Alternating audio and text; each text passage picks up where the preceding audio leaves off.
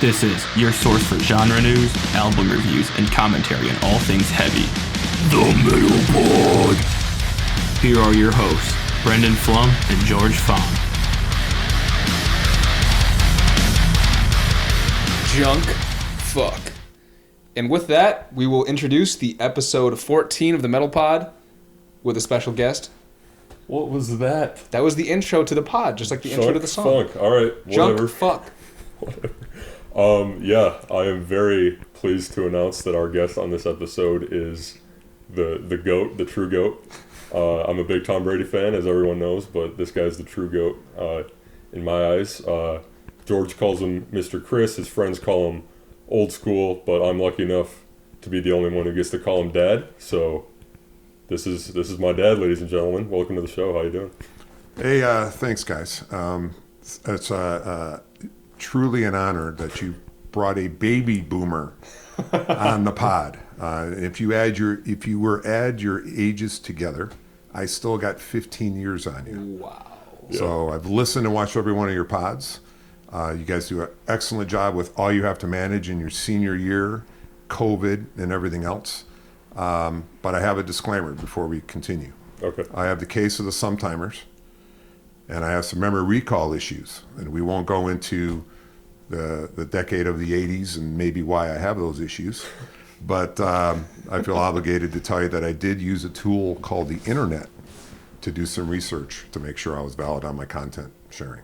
Oh, yeah. Fact checking is a great thing. We fact check. Yeah, I mean, we use the internet too sometimes. Well, that's a tool for me. I don't, as you know, Brent, I don't do socials.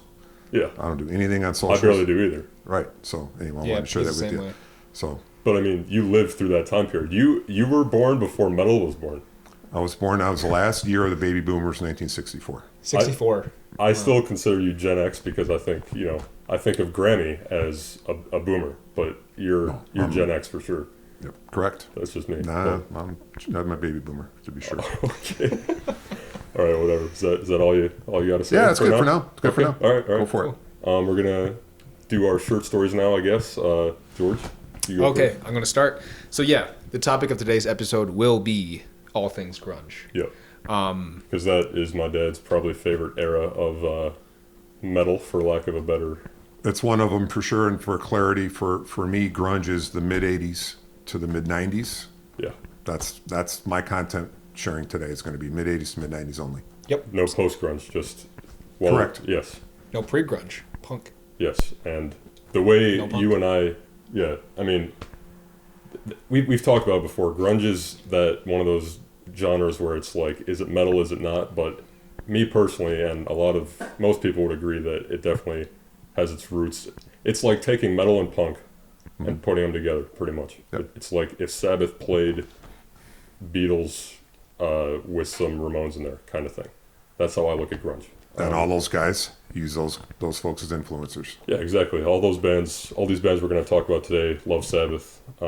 So, yes, Kurt Cobain, that is how you and I define grunge. The end.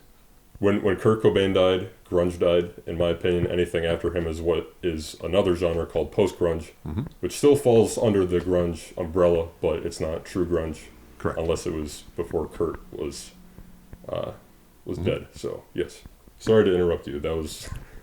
Yes. It's all good. Okay. That's a very interesting statement that you have there, which I may have to refute later on. Okay. Speaking of Kurt Cobain, though, for my short story this week, I have a little Nirvana smiley on my sleeve. I don't know if can you see that? Yeah, I mean, I've got a Nirvana thing on my computer Laptop, too, yeah. so just the I don't classic even know smiley how. face. Yeah, I don't even know how this became their mascot. Ooh, good one. Yeah, I mean, I don't really. It's from my understanding, the smiley face is all wobbly because he's supposed to be like under the influence of something. probably heroin, if it's going to be grunge. Yeah, whatever. And he's got like the X's on his eyes, meaning he's dead. So Cool. I know Blink-182 has a similar smiley face, but they're not nearly as cool as Nirvana. Yeah. Instantly recognizable as Nirvana, so it works. Exactly. Yeah. Dad, what do you got on? I'm sporting a shirt from 2010 in my collection of over 200. It's from a show from 2010. Alice in Chains was a headliner with the new singer. Forgot his name. William Duvall. Thank you. And more importantly, the Deftones and Mastodon were the openers. Yeah. Two of my favorites as well. Sounds Fantastic show at Pine Up. Yep. Yeah. Right. So I do not use the words DTE. So you guys have been great, and have always used the words Pine Knob in all your shows. So thank you for that. Yeah. Because fuck corporate sponsorships, right? Even though I work for a corporation, Yeah, that's all it's right. Pine Knob, and that's in my roots and in my soul from when it first opened. Yeah, and I've obviously told the story on I think it was the pod we had Evan on, because Evan is a huge Deftones fan, and I told him about that show because it's hard to top a lineup like that, you know? Mastodon opening for Deftones, opening for Alice in Chains. Yeah. Absolutely crazy show. Yeah. And They the opened tour, it. There's a second show of their tour. They only did like 10 shows. I Can't Stand Up. It's on the back. Chicago was first, and then Detroit was the second show. Yeah, and it's called the Black Diamond Sky Tour, of course, because Black Gives Way to Blue came out that year, Diamond Eyes came out that year, Crack the Sky came out that year. Oh, wow. Which are all some of those bands' best albums. So, It's one of my favorite shirts. I have over 200. It's one of my favorite shirts. Very cool. and that is the only time I've seen Deftones, because you actually, yeah, I'm gonna roast you right now, because I mean, welcome to the pod. This is That's what we right. do. I get it. I got thick skin. I've been trying to see the Deftones every time they've come back to Detroit since that show, but you're like, oh no, they're not that good. But then when I actually show you them, you're like, oh yeah, they're one of my favorites. Yeah. So to George's point, I'm gonna interrupt you before we get to your shirt. Yeah. So you guys, one of your first pods mentioned about influencers. I think it was your brother, or obviously My friend, yeah. brother, sorry, and yourself. And then it was also mentioned how Brendan influenced me. Right, As yeah. well We during our influence each other, for sure. during our Right. journey together. Again, as he said, I took him to his first concert at 5. Journey started soft and slow. Always earplugs until he was 15. He always wanted Not to keep anymore. going. We've talked about that too. Him Yeah, not wearing don't get me earplugs. started. Over the years, from 15 to current, he always wanted to keep going. I didn't make him do anything. He makes his own selections. He wanted it harder and faster, and he went along the journey with me. But during the time, right, I had to write him down. So he's influenced me on bands like Ghost, Code Orange, Whitechapel, Soulfly, Fever 333, Ginger, and then another one he came out of nowhere because I love horns. I love jazz. I love horns. Is Brass Against. Brass Against. Against. Yeah, they're fabulous because there's a whole horn section Are they and a metal? black lead singer, and they do Rage, Tool. They're a cover band, but they cover metal songs with horns. Oh, It's crazy. interesting. That's fabulous stuff. So Yeah. again, we've influenced each other. So I've gone to some of these shows with him. Hell Yeah is another one. Of course. Yeah. So yes, it's the loudest concerts. I've seen him twice with him, I believe, in small venues. And even though I wore the plugs, he didn't. My ears bled for 2 days, even with my specially made $500 Because earplugs. Vinny, man, those drums will No, break it's your just- eardrums, it's bro. just 'cause they turned I up will the share dB. later a concert No. that was louder. All right, fair. Okay, that's it for me. Okay, I just want to touch on real quick, let the record state that this man is responsible for getting me into the music that I'm into. You are definitely my biggest influence in terms of that, and then obviously, as you just mentioned, I branched out into my darker and heavier things, which is The natural progression of metal, which Exactly. we've talked. I see that as the natural progression of a kid that started on Journey and went down the rabbit hole. And speaking of Journey, I am very embarrassed to admit that was my first concert, but I do have a vivid memory of it. Just like I remember where we were sitting and all that. Well, he was 5. I mean, I got to start slow. Yeah, Right. Slow and soft. Yep. right. Neil Sean's a great guitarist, and He is. so they're great, talented musicians. And again, we progressed over the 17 years since. Yeah. Another quick ad. We talk about styles. You're a visual guy, George, mainly. He's more of a lyricist. I just like noise. I like the music and the noise of it all. In the past 5-10 years, I've gotten more into the lyrics. Okay. If the visuals are there, they're cool. If they're not, I'm okay. So I wrote that note down because the three of us are different, and our primary focus when we see a live show, and I think that's cool. Absolutely. Agreed. Yeah, definitely. And the one last thing I want to say before we actually move on is Your shirt. Yeah, my shirt. One of my still biggest regrets ever is speaking of like starting soft with Journey. I don't remember what the scenario was, but you somehow scored front row seats to the Moody Blues. Yes, And asked me to go with you. correct. And at the time, I wasn't into them, and I was like, I'll just be bored. Like, I'll be in the front row, which is cool. And Yeah. I so clearly remember having that conversation with you. Uncle Jerry went in your place and is forever grateful. Yeah, and I am so pissed because I love the Moody Blues now, and It's fabulous. We're just looking up at them, the musicianship. I don't care how old they were, and the lady violinist. Yeah. I mean, sick show. And you literally told me, you were like, you're probably going to regret this one day. I'm like, you might be right, but I just think I'll be too bored, and now here I am regretting it. So I forgot about that. yeah, I just had to bring it up because I'm fucking pissed. But How old are you? damn, how old was that? Oh, look at me. Maybe Junior high-ish. no, it was before then. All right, grade schoolish. Yeah, Grade school? Okay, well, I would that's- say 10 around there. Well, understandable. Yeah, I don't Your know. 10-year-old brain. Yeah, Yeah. but when you tell anybody first row, I don't care what it's for. People are like, oh yeah, I'll go. That's true. Yeah, absolutely. I'm such an idiot. Maybe I had to watch SpongeBob or something. Yeah. Hey, that's First fine. row at Slipknot, too. I never said first row. You said I said rail. rail. Hey. There's so many That's not what rails. rail means. Were we on the rail at download? There was a rail in front of us. Download's coming later. I had to guard that rail when he had to either go get us a drink or go to the So bathroom. you did leave the rail. I did one time, and I did once, and I was like, And I had to guard the rail, and that's fine. We were a team. it was before Behemoth, because I was like, if I miss some of that, I won't be upset because they suck. So, there we go. I don't like them that much. All right, fair enough. I'm just fucking around. I don't need to defend Behemoth. All right, good. All right. What shirt are you wearing? Yeah. Anyways, the shirt I got on, this is probably my favorite shirt that I own just because of the story behind it. Obviously a pretty bittersweet memory. And I obviously wore it today because, Dad, you're on the show and we were at this concert together. I actually told this story on the pilot of this podcast, but we cut it out of the final edit because, figured we'd save it for the grunge episode. Yeah. But yeah, I'm wearing my Soundgarden, one of my Soundgarden shirts, the last Soundgarden shirt, because George, you obviously know the story pretty well at this point, but for Yep. those who don't know, my dad and I here, we were at Soundgarden's last ever show, which was in Detroit at the Fox Theater, May 17th, 2017. Was it Fox? It was at the Yeah, Fox, Fox. yeah. I'll remember that for the rest of my life because, I mean, where do I start with the story, I guess just to get right into it, we go home, everything's fine. Mom wakes me up the next day, freaking out. My phone's blowing up that night. Really? Yeah. And she wakes me up and goes, "Did Chris Cornell die on stage?" What? And I was like, "What are you talking about?" And she's like, "Yeah, I'm watching the news and Chris Cornell is dead." No way. The singer of Soundgarden, obviously. Yeah, he after the show he went back to his hotel room MGM Grand, at MGM in Detroit and committed suicide after the show. 11:45 with a strap in the shower. Yeah, hung himself, and then of course Chester did the same thing a couple months later from Linkin Park. Yeah, which is right, crazy. right. Chris's birthday. Oh my God, it's so weird. But That was, yeah. I mean, you can obviously help me with the story because it will be burned in my memory forever. But the whole time we're at the show,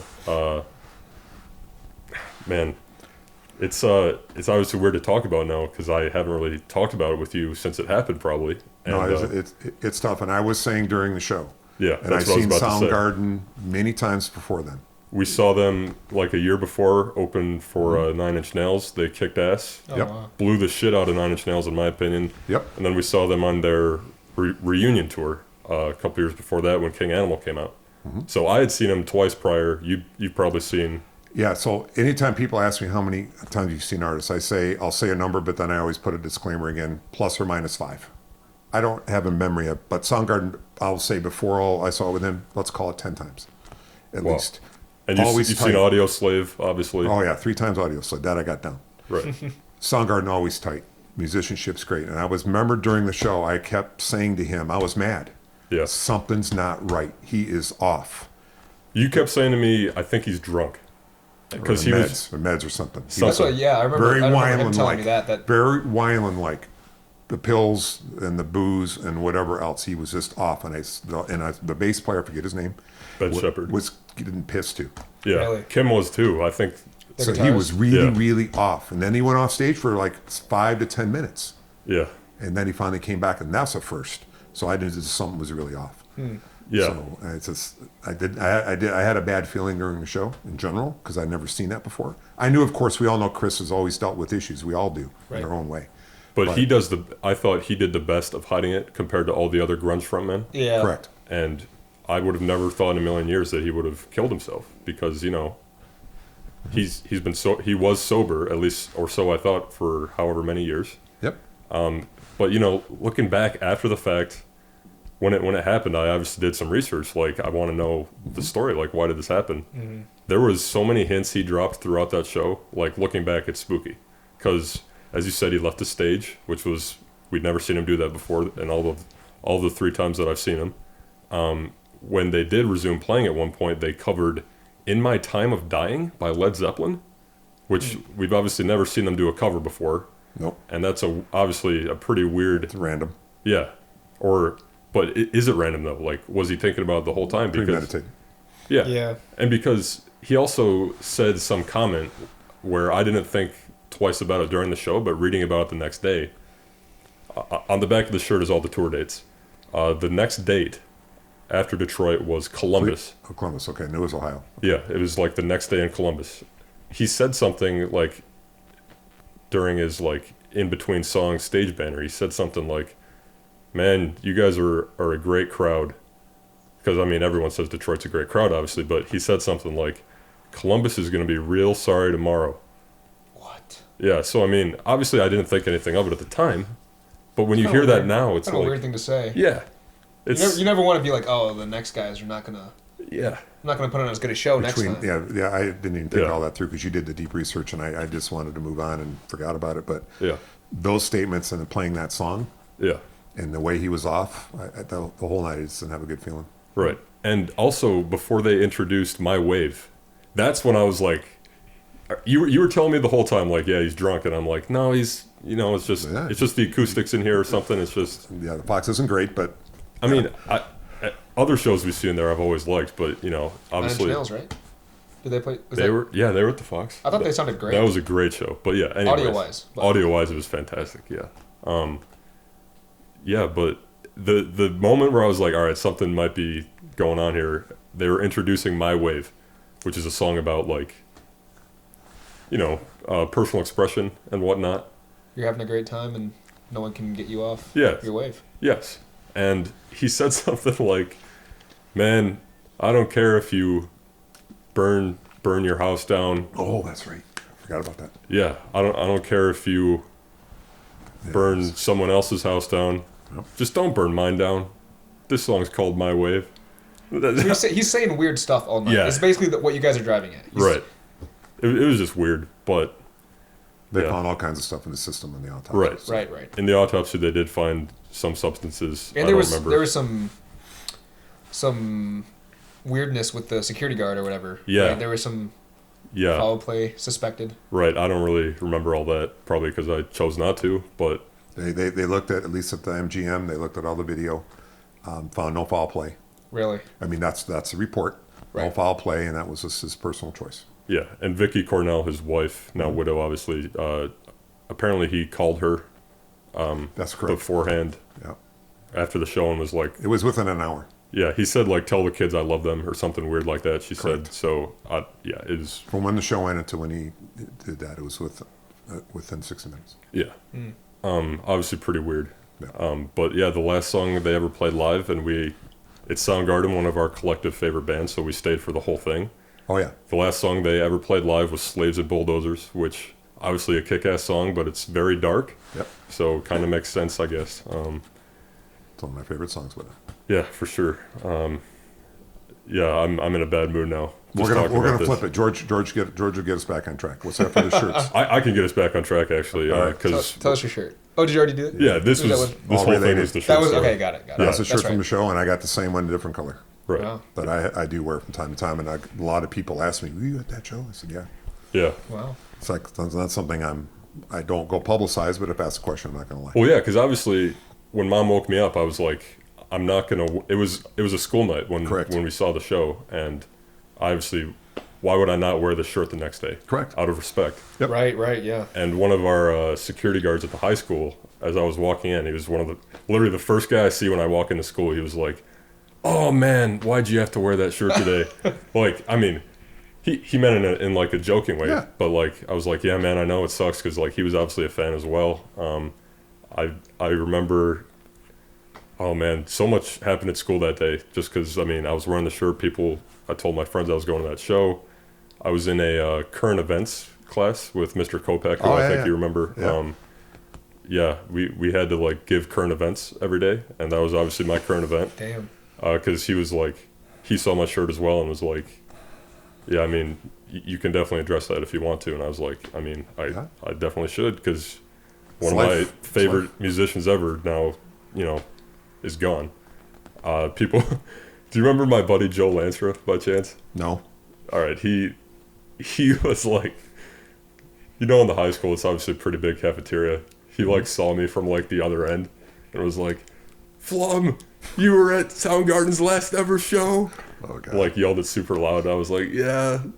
I mean, yeah, it was, yeah, lots of shit happened in school that day, but which sucks, but we got to move on, right? So, and in terms of moving on, we'll go into metal news because there's actually some kind of related metal news that has to do with Soundgarden.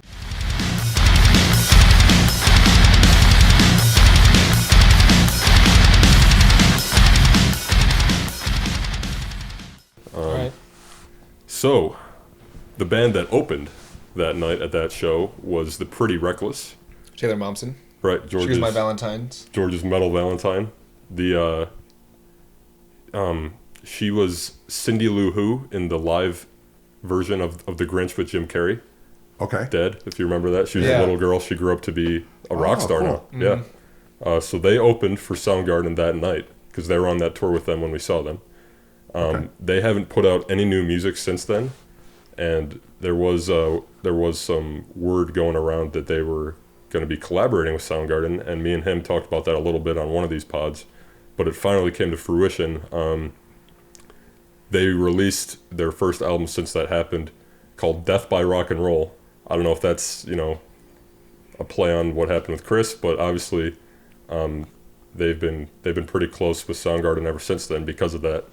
And one of the songs on the album, this album came out, what would it be? The Friday before Valentine's Day, which would be like the 12th, I think. There's a song on there featuring Kim and Matt from Soundgarden called, what's it called? It's like I don't know, something about love. It's pretty good. There's also a, Tom Morello is also featured on one of the songs. It's pretty good. It's a good album, so just had to shout out the Pretty Reckless real quick. But the big news that I want to talk about, and I think both of you will be happy to hear this, Gojira is officially back. They dropped their new song, Born for One Thing, that will be off their new album called Fortitude, which is going to be out on April 30th. Did you guys get a chance to listen to that song? I have not either. Gojira. I definitely will now. Yeah, I also enjoy Gojira a lot. It is absolutely fire. Cool. It's been 2016 was when Magma came out, so they haven't dropped an album since then. But obviously, this is exciting news. Yeah, very exciting news. We're looking forward. We saw to it. Gojira in Grand Rapids. What's that place called? We had like 20 Monroe Live. like a front at the top, right on the front. Have you seen him yet, George? Yeah, I have. Yeah. Yeah, he was at Knotfest with us. Yeah. When Gojira opened. And it's funny because our last guest on the show, George's buddy Nick, he was at that same show. Evan, who we've had on the show, was also at that same show. Yeah. So I guess, Wow. you know, me and George always talk about how, like, metalheads are always, like, in places together, like, without knowing. Without knowing realizing it, it, yep. yeah. So, like, yeah, you and me, Nick and Evan were off that same show, and now, Right. like, I'm pretty good buddies with Evan now, and Nick is obviously awesome, so it's pretty funny. And we were all at the Nine Inch Nails show as well, at the Fox. He was not there. Oh, but yeah. I went, yeah. You were by yourself? I went with a friend who went to Wayne State, Okay. but I was, like, all the way in the nosebleeds. Oh, okay. I thought your dad was with you. No. We saw him together at another Planet Up. Well, yeah, No. we saw Soundgarden open for Nine Inch Nails. That's when you That and I sounds like saw a him. great time. It was really cool. Yeah. He wasn't all into Nine Inch Nails. Why not? Here, Not true. When he went True. on, he did 2 different sets. yeah, The one set was just no. The other set, and even Curtis said the same thing. The one set was just kind of wacky, and the second set was at top. Pine Knob. Yes. Yeah, because Yeah, I remember Curtis was like, "This is fucking elevator music right now." Correct. Because they were Nine Inch Nails? Yeah, because they were playing a lot of shit off of Hesitation Marks because that was the album that just came out. Oh, So, yeah. I See, mean, that's, I'm respecting it. I want it hard and fast, not this. You want the throwbacks. That's what you Don't want. give me a pillow, right? When I'm working or want to chill, then I'll listen to that. I don't want to see it live. Yeah, no, when I It's saw cool. them, It's cool, but when I saw them, he did almost every song off of Broken, almost Yeah. every song off of Pretty Hate And Machine. you went the first night, correct? The first night, yeah. Yeah. Almost every song off of, or all the heavy ones off of the Downward Spiral. I knew every word to We got the bad almost draw. every song. So yeah, You got just the bad draw, yeah. because- Nine Inch Nails definitely has some elevator music-y Oh, type yeah. songs. not that I'm against it. Right. This- For sure. Not at this show. But yeah, I asked you to go. You were that was the show when they made you. Trent didn't want to do that stupid Ticketmaster shit, so if you remember, I stood in line at Little Caesars Oh, you Arena. actually did? Yeah. You actually did it? I stood in line for like 6 hours because he could only. What did he call it? I don't remember what the name of the event was, but you had to buy tickets like I remember at that. least a week in advance. No, it was months in advance actually, because I stood in line in summer and the concert wasn't until fall. Did you talk to any other metalheads? No, I specifically That was the remember. point of that. I know, but That's what he said. He's like, I want you guys to stand in line and talk to each no, other. I definitely that's did. cool. But for the most Yeah. part, I had Lamb of God in my earbuds the whole time. It wasn't But Pantera. He likes Yeah. both, man. because Let's not go there. Legion. We're not gonna. Yeah, that's right. Let's not do the Lamb of God Pantera thing Yeah, today. let's not start. Let's Legion leave 20. it out of this episode. Yeah. No, Legion yeah. 20 just came out, so I was like, You all did right. the opposite of what Trent wanted you to do. I did talk to other metalheads. I did. They're in line. Yes, in line. I did. I All right. promise you. All right, you did. And You it- fulfilled your duty. it I was bought a- my tickets online, so I can't even speak. You dick. We are still in metal news, right? Yeah. We're still. Yeah, we we like to go on tangents. All right, I'll finish it up. That's what editing's for. Anyways. We usually keep it in. All right, shut up. Anyways, I asked you. I said you're my first choice to go to the show because there was 2 nights. Yep. He played 2 nights at the Fox. Yep. I said I'm going to do the first night because I think that'll be cooler. So I bought Is that tickets. just a gut feeling? It was a gut feeling. I bought tickets for the first night. Yeah. I asked you, and you said, "No. What if he plays the bad set?" And I said, "That's a risk I'm willing Played to the take." best set I've ever heard. He played literally the first 3 albums, which were the best 3. Played all the bangers, all the bangers. and it was one of the best shows ever. And then when he went into the weird stuff, he pulled out a saxophone. Like it was cool. Favorite When he- instrument. Really? Yeah. So you missed out, man. I will say, when we did see him at Pine Knob, it was kind of weird because he came out on stage by himself with literally the only light was a light bulb hanging from the ceiling. Was it weird or did you like It was. I loved it because Okay. I'd never seen him before, and then like more people came on. It was sweet. I I thought the It was pacing. different. It was different. It was cool. different. I thought the pacing of that show was cool. That's why it was one of Yeah. my favorite concerts because he did Something I Can Never Have. Yeah. He did Hurt, obviously, as the closer. Was it the closer? I don't even remember, but He added in the slow songs right when I wanted them. yeah, So that's why that's one of my favorite shows. yeah. All right, we need to Yeah, definitely. we move need on. to round up. Last little piece of metal news. I've been forgetting to talk about this for a couple weeks now, but Lamb of God released a new song called "Ghost Shaped People," which was an outtake from the new album. I just heard that on Sirius this morning. Yeah, it's wow. it's pretty solid. The deluxe edition of that album will be out in March. Cool. So yeah, that's all I got from metal news. Now we can really get into our topic at hand and kind of interview you a little bit, if that's all right. Jeez. Sure. Yeah. So I mean, I like when you guys talk, but I'll keep going. well, you're our guest, so you need to. This is your time to shine right now. Right. The first question we always like to ask our guests is, how did you get into metal? Yeah, I've watched all your episodes, so Our biggest fan right here, by the way, ladies and gentlemen. So yeah. yeah, biggest fan. So let's see, start from the beginning, from the womb. Like everything else, you have to go to your parents. So the memory I have is always having music on in the house and in the car. A memory I have is my mom was driving around in an old Volkswagen Beetle, Hell yes. red, and it had this little handlebar on it right above the glove box. So she'd be playing like The Who. The radio, it's AM back then, right? Late 60s, early 70s, you think it through. Yeah. So Who, Cream, you go through all that stuff. Then you have the 70s, kind of early 70s stuff. But I just remember grabbing the handle, just going like this when she would turn it up loud. He was riding rails before it was a thing, bro. Yeah, the Volkswagen had a little bar across where That to go to is- the glove that box, is right? amazing. So that's just, Oh, she turned it up loud. And I would have to turn it up louder because she liked to sing. Okay. And she was a very, very good singer in Yeah, high she's school. a great singer. She could have went to Juilliard. Some things got in the way. She's a great singer. But when she sang rock and roll songs in a car, not so much. Yeah. So I would turn the music up and just bang to that. And then I just, and then as I got older, I got into it myself. So junior high and high school, back then, no phones or anything else. So it's record players and vinyls. Yep. I remember coming home from school, always wanting to get home from school or sports practice. I've played all the sports. I'm a jock. I'm not an artist. All the sports. I have no creativity. I can't even draw a stick figure. I can't do all this kind of stuff you guys do. I respect it immensely. I have no creative skill in me. Can't play an instrument, but I really respect those that do. So I would just come home. I want to put, back then the headphones were like this. I would lay on the couch in the dark and just listen to all the albums that they had. That's what you do, right? Every time I don't listen to an album unless I can do it in the dark with headphones. Yeah. So it might be Ray Charles. It could have been all the '70s bands from Kansas to the Who, all those things. I just remember doing that. Mm-hmm. Now the transgression into metal, and Brendan has met him. So I have a cousin. Yeah. His name's Cool Fred Schmidt. Okay. From the Detroit area. I've been wanting to talk about this for a while, so go for it. So he was a drummer. Heavy hard rock metal band drummer. And for those old folks that might be listening to this pod in the future, you'll know these bands' names. From Muggsy.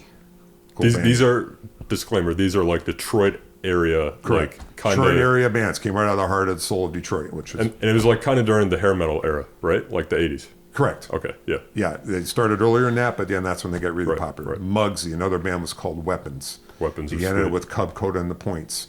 Actually, Weapons became kind of popular in England, in London, a lot of stuff you've talked about. Okay. So I remember just being around him, and I remember going to see him play the drums and that hard rock stuff in high school and in my college years at the Token Lounge and Harpo's in Detroit. Yeah. So that was a bridge to me getting into the harder stuff. So I like the classic rock and all that, and I love jazz and I love classical. You guys know how I feel about country. Right? Yeah. So we've addressed it. So I respect country. I respect it. It's American genre. I just don't prefer it. Yeah. And you're right. I don't use the word hate. Right? But he mentioned hate. Well, it's in my mind. I don't want him or me using hate in regards to people. Right. Man, I hate because that happened today. That's okay. But hating a person or some organization, I just don't condone. So I would never say I hate country. I just like it. Okay. I don't listen to it. Zach Brown, because they play some Slayer and some Rage at the end of the shows, and they're very talented. Yeah, I'll listen to 20 minutes of Zach Brown and some of those songs. That's cool. Okay. So that was my bridge, is my cousin Cool Fred Schmidt into metal, and then I just took it off from there. Growing up in a diversified high school, Belleville, Michigan. You guys talked about the Belleville 3, right? Going into Kevin's basement and listening to him do his techno, great. But then I would want to go listen to some hard rock stuff after that. So our school was very diverse. So white, black, you had whites that loved that kind of stuff. You had blacks that liked hard rock too. And I was friends with all kinds of those people. So then and the music to me, I listened to it every day for hours.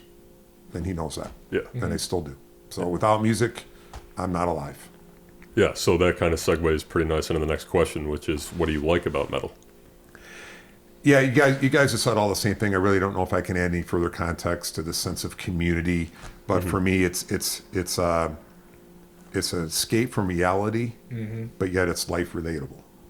Yeah. Right. Yep. To me, that's kind of a saying. It's, you have a stressful work day, you work 12, 14 hours and work and you're getting paid. But man, when I turn that off, I get away from it and I can just be consumed by that noise. I like the noise, right? And that music. I always tell people, until you see a show live, especially hard rock, I tell people a lot, you listen to, I'm in my business suit back in the 70s and 80s listening to Slayer and Pantera and all that stuff. I said, you like that stuff? In my suit. I said, yeah. I said, go to a live show. Yeah. Yeah. Let it get into your soul. That's what I always tell people. It gets in your soul. That's how I can explain it. The energy, the working out, the sense of community, all those things that you guys talk about, I don't want to repeat. I've taken him to so many different types of shows.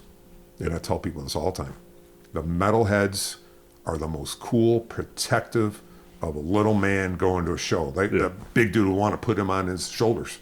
Hey, can I put your little man on my... Yeah, put him on your shoulders.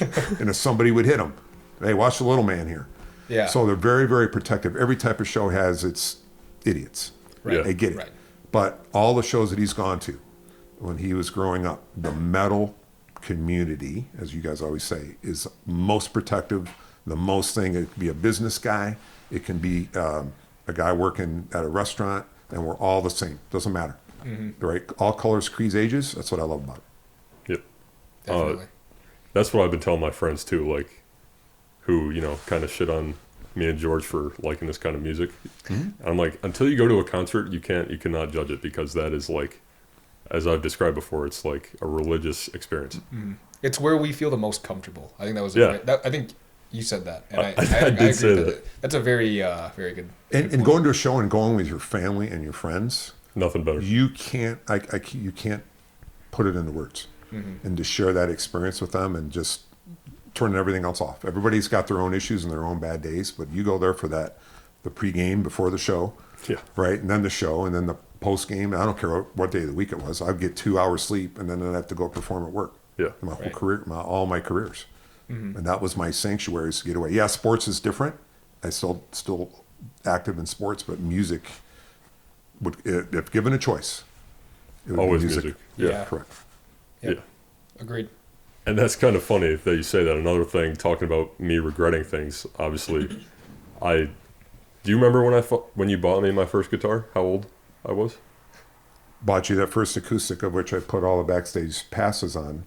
Which we still have, yeah. On the guitar and the case. They're almost full now of all the various shows that we've got backstage with. That's later if we want to talk about it. But I was definitely in elementary school. yeah, absolutely. Then you did the guitar lessons for a while. Yeah. And I thought you were going to just be all the music, and then you turned a little jock Yeah. as well, which is fine. In middle school, I was like, oh, sports, this is awesome. You learn a lot from And life then- through sports. Yeah. I chose sports over guitar at the time, and that's something else I very much regret now. Very. Uh-huh. That was You a very gonna grungy tell view. them the Christmas story? The Christmas story? The Christmas gift story? The bass? Or No. the other guitar? The S.G. Gibson guitar that his parents bought for him for Christmas. You had an SG. I started with S.G. the... Gibson. Here, let me think. Started with Telecaster. that stupid little acoustic. Yeah, when you're 5. I played that in a couple elementary talent shows. Correct. You did great. There was a Telecaster. Correct. Because they said that was the best one to learn lessons on. Yeah. The telly. Yeah, Tellys are sweet. Yeah. Then after that, I wanted to play bass because I was getting more into metal, and I was like, the bass is sweet. I did have a bass at one point. I do remember that. It wasn't for long because I was like, yeah, guitar's definitely better. And then that's when we went with the SG. Yeah, The nice cool red brand one. new Christmas gift. And then following January, you're going to, no, they went all sports. You got rid of it? You did. You did. Because, no, I told Andrew and Mitch are going to be on the next pod, just throwing it out there right now. When they were at our place over this winter break, Yep. I was telling this story because I come home from school one day, my favorite fucking amplifier, the orange brand amp, which has the best tone across any amplifier I've ever played. You just sell it one day. I sold it back with the SG Gibson that No. you didn't play anymore, so I sold it No. back to the Guitar Center. No, I come home from school, I'm like, where the fuck is my With the SG Gibson I amplifier? sold back. Whatever. All right. Just came home and you was gone. Yeah. I was love mad. that thing. I've mad. definitely had an experience like that with my parents. I think that's a parent thing. Yeah. Just get rid of your stuff. And as you know, I was in part of the reason I, as you say, went jock, which I That's cool. You learn a lot of sports. I'm glad you did. a part of that reason is because I was in stupid ass middle school band, and I hated it with a passion. I didn't like band either. I was also in He band. used to play the percussions. Yeah, I loved percussion, and while I was in band, I was like, yeah, can I have a drum set? Because that's what I wanted to play. I wanted because I like metal. I want to bang on some drums. Oh, I forgot my story. And you about said this. no because it would be too loud or whatever.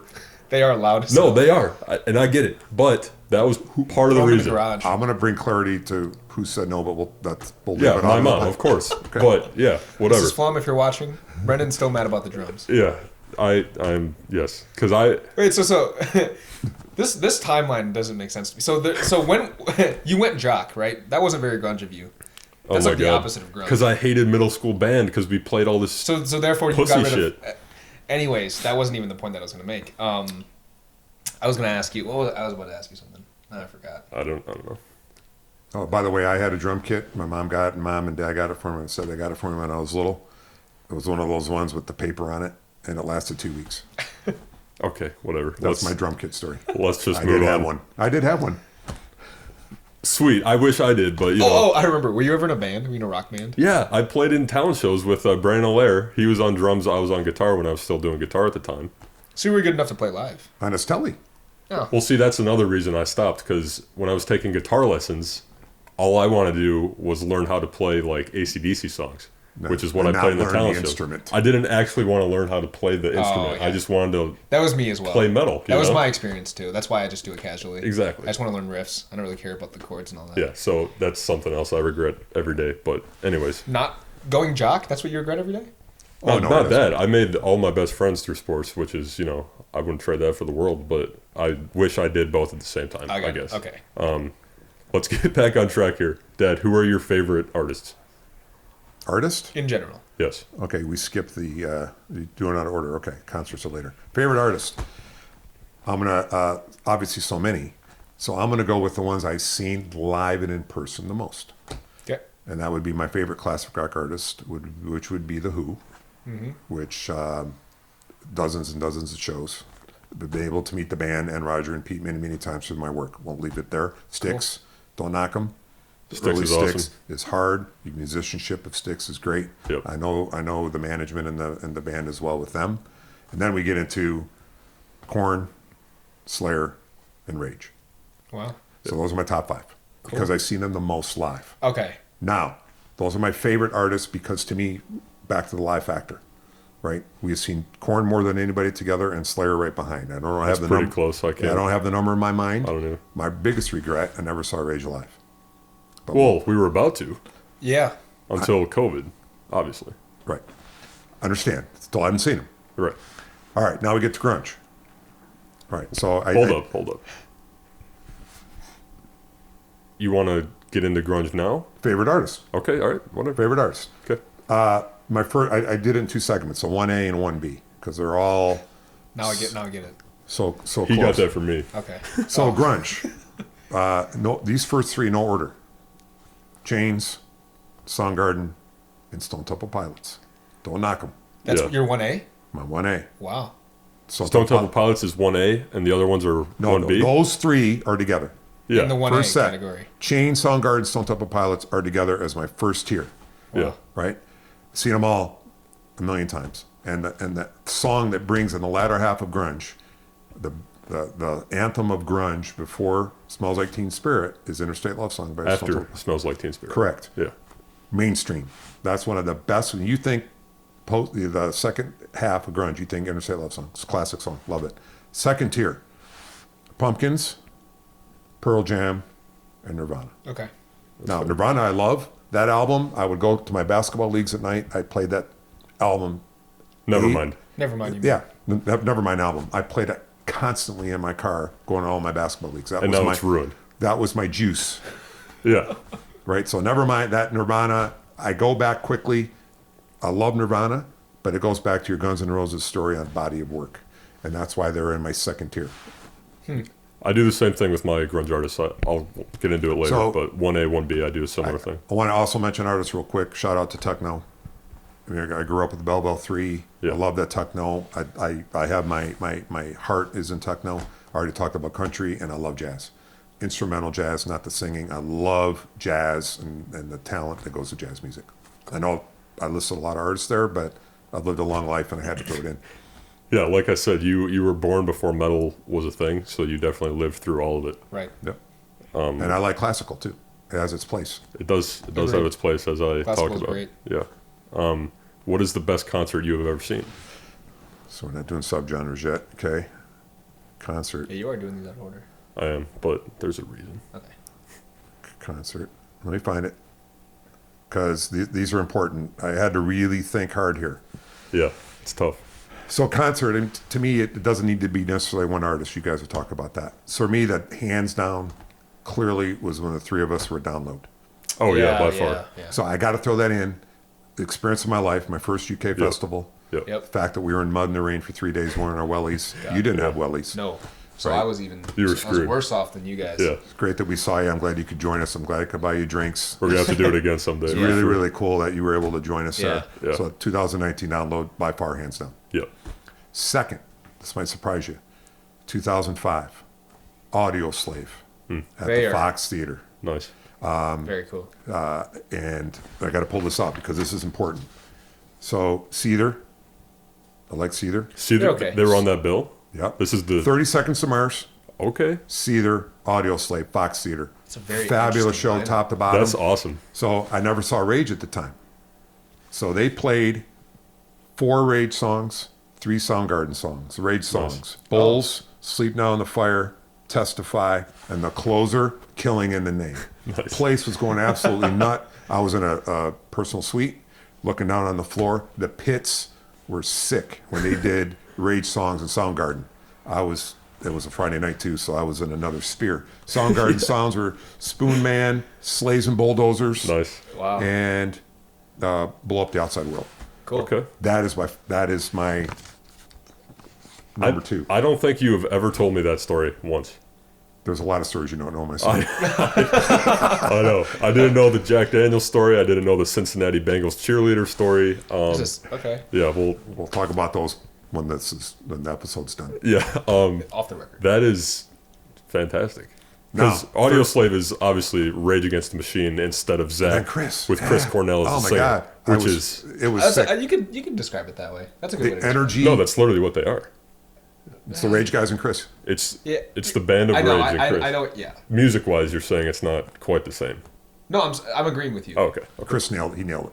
Yeah. He nailed the Rage songs. And Morello and those guys were just sick. Because part of my 1 hot minute, but I won't get into it. You go to Detroit and they can feed off Detroit's energy. Yeah. At the Fox Theater downtown, the place is just absolutely packed. Mm-hmm. It was a poop show. Right? Absolutely crazy. You can cuss. That's all right. No, man. Okay. I'm being respectful. So, I never know who might see this. All Oh, the yeah. professional people I sent it to. Third, I got to throw this in. 1996, What? the old Tiger Stadium. Oh yeah. Kiss, the newly reunited original lineup, played their first full concert in over 16 years. Hot summer night, old Tiger Stadium. But George, guess who opened? Oh, go ahead. Go ahead. Guess. Oh, 2 openers. The first opening band's from Detroit. Then the second band's who he's asking you about. 1996. wait, I don't know.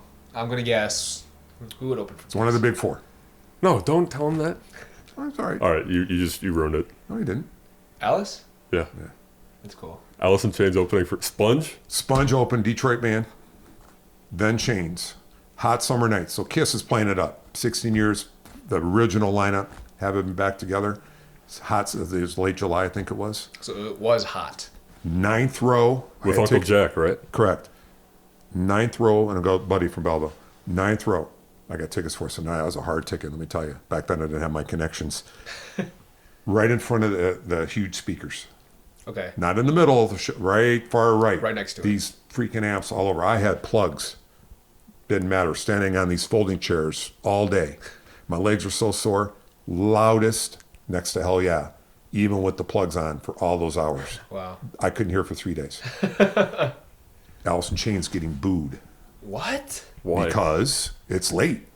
It's like 11 when Chains go on. Wow. Were they just late coming on the stage? Because Lane was... No, because of the way they made him delay. So Sponge started late, which means, Everyone got pushed back. right, because Kiss had to play it up. They had to wait till dark. Summer gets dark later in the summer, right? Kiss Right, wanted to come on in right, dark. yeah. Oh, I'll yeah. explain it why in a minute. This is a good story. You can't look it up. So Chains and Lane came out in a purple velour suit.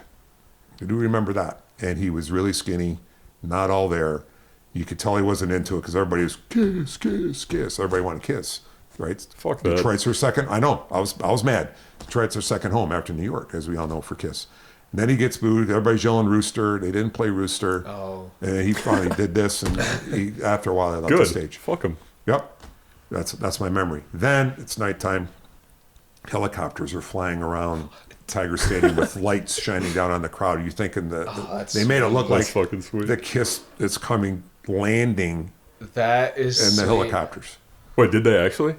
They made you think they were. Oh, okay. But because I saw the angle being at the 9th row, you could see they came on the stage. But Okay. they made it appear. Like they were about to drop down. It was very cool. Very cool night. So that was my number 3. All right, fair And enough. we already talked about the Saturday show with Chris. Right. Yeah. I think besides download, I think my favorite concert experience with you was when we saw Slayer for the last time in Illinois. Just because the lineup. Yeah, me and him drove 7 hours to Moline, Illinois, which is like right on the border of Illinois and Iowa. Okay. It was... The lineup was so weird, and that's part of why I love it so much. It was Phil Anselmo and his solo band playing straight Pantera. Okay. Was the first band. After that, Ministry. Oh. After that, Primus. Oh. And then Slayer. That sounds very interesting. It was fucking sick. We saw him 5 times on the farewell tour, and you want to tell him about the surprise I gave you at that show? Oh, yeah, we got to meet Slayer. I think I've showed you that picture, obviously. No, you didn't even tell me that story. What? I definitely told you I met Slayer. We'll save it for your... Kerry King, Tom Araya. Yeah. Paul Bostaph and Gary We met Holt. the Slayer band, Bexy. He didn't even tell me. I think I did. I showed you a picture. You'd remember that. All right, whatever. You would have. I guess you would have if you told remembered. me you met Tom Araya. Well, Tom Araya was my favorite because... Was he cool? Yeah, because I went up to him and I was like, it's an honor to meet you. And he's like, it's an honor to meet you. He was like making fun of me with my voice. Deep voice, huh? You've never told me about any of your backstage experiences, actually. When your dad said that, I didn't even know that you guys have been backstage. We're kind of humble about all that. Okay. Well, you didn't even tell me As we're once. talking about it on a public podcast. Well, we have been humble about that, but that was cool to meet him because they only had like 3 shows after that. Yeah, that was fun. Just had to throw that in there real quick just because, we made a road trip out of it, so that was obviously a great time. Yeah, exactly. Speaking of Phil Anselmo and Pantera, though, Dad, Pantera or Lamb of God? it's a running gig on our joke. Yeah, point to the flag. Show him what's up. No, I love Lamb of God. Yeah. But to me, it's a no-brainer. Yeah. Guys, talk about... I wanted to, if you ask me the genre question later, but groove metal? You guys talk about Lamb of God and Pantera's groove metal. What the hell's groove metal? It's them. Yeah, Pantera is... It's slower thrash. Pantera started groove metal. It's Groove thrash, metal. Okay. but... I answer your question, Pantera. I love Lamb of God, though. Yeah. Okay. Groove metal is thrash with dancier drums. Yeah. Slower It's riffs. it's a dancier mid-tempo. drums. It's about mid-tempo, which makes it heavier. Thrash, you're just banging your head the whole time. Okay. Groove, you throw in like a little stoner aspect. Some Got like it. doom stoner aspect. And sometimes of no thrash. solos. That's also... Sometimes. Less solos than thrash. Okay. Thrash has a lot of Right. solos. Got it. And then last question leading into our topic at hand. What are your favorite subgenres of metal? All right. This is good for me. This goes back... What was that one show we watched, Sam Dunn? He did the... Headbanger's Journey? Yes, and he shows spiders, all these genres. Oh, yeah, the my family God. tree. So I can't keep up with the genres. I can't keep up with the subgenres. I can't keep up with the derivative genres. So I'm going to really keep funny. it simple. Yeah. Classic rock, Okay. hard rock, What? heavy metal. All heavy metal is hard rock. Oh, see? No. You asked me a question, I'm giving you my genres. The You guys cleans make it define them, hard. The you guys cleans define make them it how hard you rock. want. Classic rock, hard rock, heavy metal, grunge, alternative rock, new metal, speed metal. Speed metal, really? That's it. Okay. That's Slayer, right? Thrash. Yeah. Well, speed See, metal... you know, Yeah, we've talked about Speed metal's like it's- Dragon Force. You know what I mean? Like Yeah. Okay. speed for the sake of speed. Right. Okay, wherever Slayer goes into, Thrash. then And it's you can take call out them speed speed, metal. you can call them Yeah. death, you can call them I think all thrash is extreme speed. metal. See? Not all speed is That's thrash. not true though, because Overkill isn't just speed. Metallica isn't just Here speed. we go. No, that's what I'm saying. Point taken. I'm not saying just speed. Not all speed metal Thrash is is thrash. about the It's about this. it's about the chuggy, like Yeah, no, galloping I know. riffs. I know. That's what thrash but, is. But the BPM is off the charts, so it's speed in that sense. Yeah, but speed metal is just... All right, Dad's looking at us that's like, it. All right. Point taken. Yes, grunge. Got it, You, got you it. mentioned grunge. That is our course. topic at hand. You curated our weekly episode companion playlist. Which, what did you title it, George? What did I title it? Oh, you couldn't damn that Chris. Oh yeah. Oh, you couldn't damn that Chris, in commas, River of Deceit. And No, you didn't say River Sea. You put damn. You did put River Sea. He texted me. He was like, "What the fuck is this?" So explain. Oh, you couldn't damn that Chris, in parentheses. Chris River. me or Chris Cornell? Chris you, because you made Whenever the we have a playlist. guest, we try to incorporate their name into Nobody the calls me that, so that's why I didn't know if you meant Chris Cornell or me as Chris. So Your name is Chris. everybody calls me Old Skool. So Oh, nobody- you couldn't damn that River of Deceit. It's a Lane Staley thing. got it. Very original. Now I understand. Thank you. Now you spelled it correctly, so people can find it. You added the E on the end. Yes. There were some typos in the last episode. I apologize for that. Right. The link to that will be in the description below. Yeah, and clearly for those that actually go look, I didn't want to add the obviouses. Didn't want to add Smells Like Teen Spirit or Jeremy. I wanted to add the randoms. Yeah. I had to put Deep tracks. some popular, like again, one of my favorites, but most of them are deeper, random, mid 80s to mid 90s. Didn't go above the time where Kurt passed. I this playlist definitely surprised me, I'll say. Yeah. Because it was very interesting. Yeah. It's definitely an old school grunge / metalhead listeners playlist as well. So. Yeah. It's on the harder side, but I do have some softer ones. Nothing off of Super Unknown. Because that's why. When's that released? After Kurt died. And after 1995, I think. It was 94. 94. Close enough. It was the same year So Kurt you died. don't count that as essential grunge? I do. I do, but for me, my playlist, I wanted to stay away from that famous album and go to the first two. Yeah. Okay. Because you haven't asked me my top 5 grunge albums yet. No, we We're haven't about got there to. yet. No, this is just about the playlist. Yeah. I worked hard on that playlist. I started with 60 and I got it down to 38. I told you. I don't know what you At told me. I don't least care. 10, no more than 20. I don't care. So what you told go me. ahead and I'm do the guest. 35. I am a baby boomer on this show. I have the liberty Okay, boomer. to make it twice. No, yeah, that's fine. And Okay. for those out there looking to take a deep dive into grunge, this is definitely the playlist for you. Especially the one-offs. The one-offs are great. Yeah. I think. The deep cuts that aren't from the big four. Exactly. I like the deep cuts a lot. Yes. And with that being said, Mm-hmm. our top 5 this week, we are doing our top 5 grunge albums. And with that being said, Who's going first? you are. I am. Yes. Top 5 grunge albums. Again, for clarity, to me, I kept it simple. Grunge, mid 80s to mid 90s. Grunge, For me, true grunge is up until Kurt Cobain died, in my opinion. Anything after that is Super Unknown. Oh, that was 94. same year, so I count it. I mean, That's what I'm saying, though. Where's the line? my prime example is a band called Bush. You familiar with them? Yeah. They dropped their first album, Yeah. the year Kurt died. So they're post grunge to me. They still play that kind of music. I left them out. See, Yeah. I Post- focused on year or two, George, I'm with you. But for Foo for me- Fighters, exactly. obviously. You can Dave go on and Grohl, on. Foo Fighters. Post grunge, you can have 2 episodes on. I get Yeah, it. I okay. kept it simple. Yeah. all right. So I do want to mention right now is a good time for me. I want to educate for those youngsters that are watching now. Drop some knowledge. I'm calling it Rock and Peace. Wisdom provider over here. Yeah, Eric will like that. Eric and James. Yeah. So Rock and Peace grunge. So the folks that have passed, Rock and Peace, right? Rock and peace. This is a progressive. Mother Love Bone was one of the first pioneers. We'll get to that later. Andrew Wood died in 1990, the age of 24. Yep. Kurt, 1994, age of 27. He joined that Right. infamous 27 club. Right. Morrison, Hendrix, Joplin, I'm missing others. Yep. 2002, at the age of 34, Lane Staley. Yep.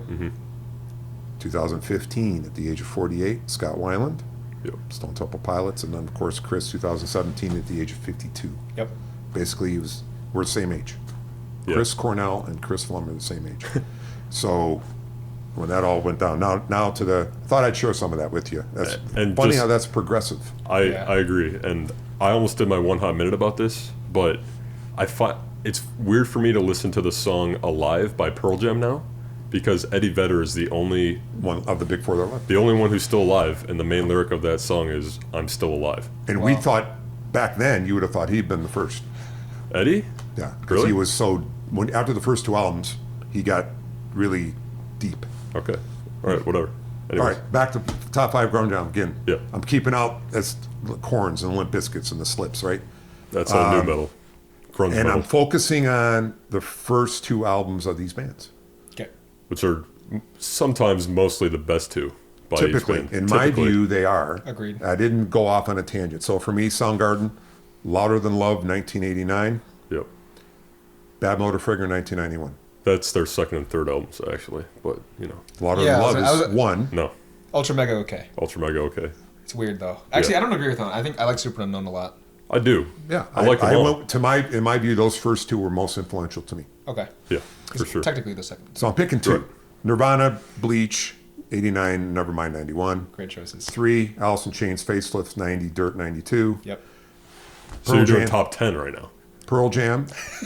Yes, I guess you could say Top that, 10. Brendan. Look at top 5 times 2. Top 5 bands with 2 albums each. So your top 10 grunge albums. Thanks for pulling that together, but I do have a dark horse at the end. All right, sweet. I do too.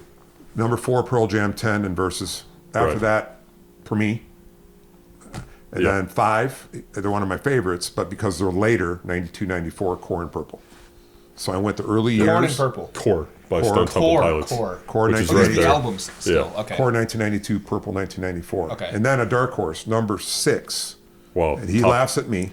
He laughs at me with this one. 1995, it went right to the end because I love the song Tomorrow. Oh my. See? You Frog don't have Stomp? to agree. Frog Stomp by Silverchair. Laugh if you will, but Is Freak on that album? I think so. Because that's a really good song. But I think it is. Okay, that's it. you've played Tomorrow for me so many times where I hate it now. And I'm sorry. It is a really good song, but That's what's the beauty. You guys don't agree on stuff, and sometimes you and I don't agree, and that's okay. I know. Okay. I guess I'll go. I have the most basic list. Okay. Because I don't know as much of sure. the deeper cuts of grunge. And there's obviously going to be some overlap between the three of us. Oh, it has to be. Yeah. So I threw Frog Stomp in there at the end. I have a really dark horse too. Do you? I have no yeah. dark horses. Everything Okay. here is pretty much the classics. The classics, yeah. Yeah. So I'll just. This is in order too. Oh, Okay. you put them in order. I put them in order. Yeah. My And favorite, how you like them. Yeah. Okay, Yeah. okay. My favorite grunge album is Dirt, obviously. Yeah. I told Brendan this. I wish I could go back in time before I listened to Dirt, so I could listen to it for the first time again. Yeah. Because the first time I heard it, I was blown away. Yeah. Instantly made Alice in Chains my favorite band for a long time. Yeah. And they still are one of my favorites. Yep. And like he said before, that is what grunge is. It is Grunge is dirt. dirt, essentially. By definition. That's a trivia for you, Well, all right. Alice in Chains.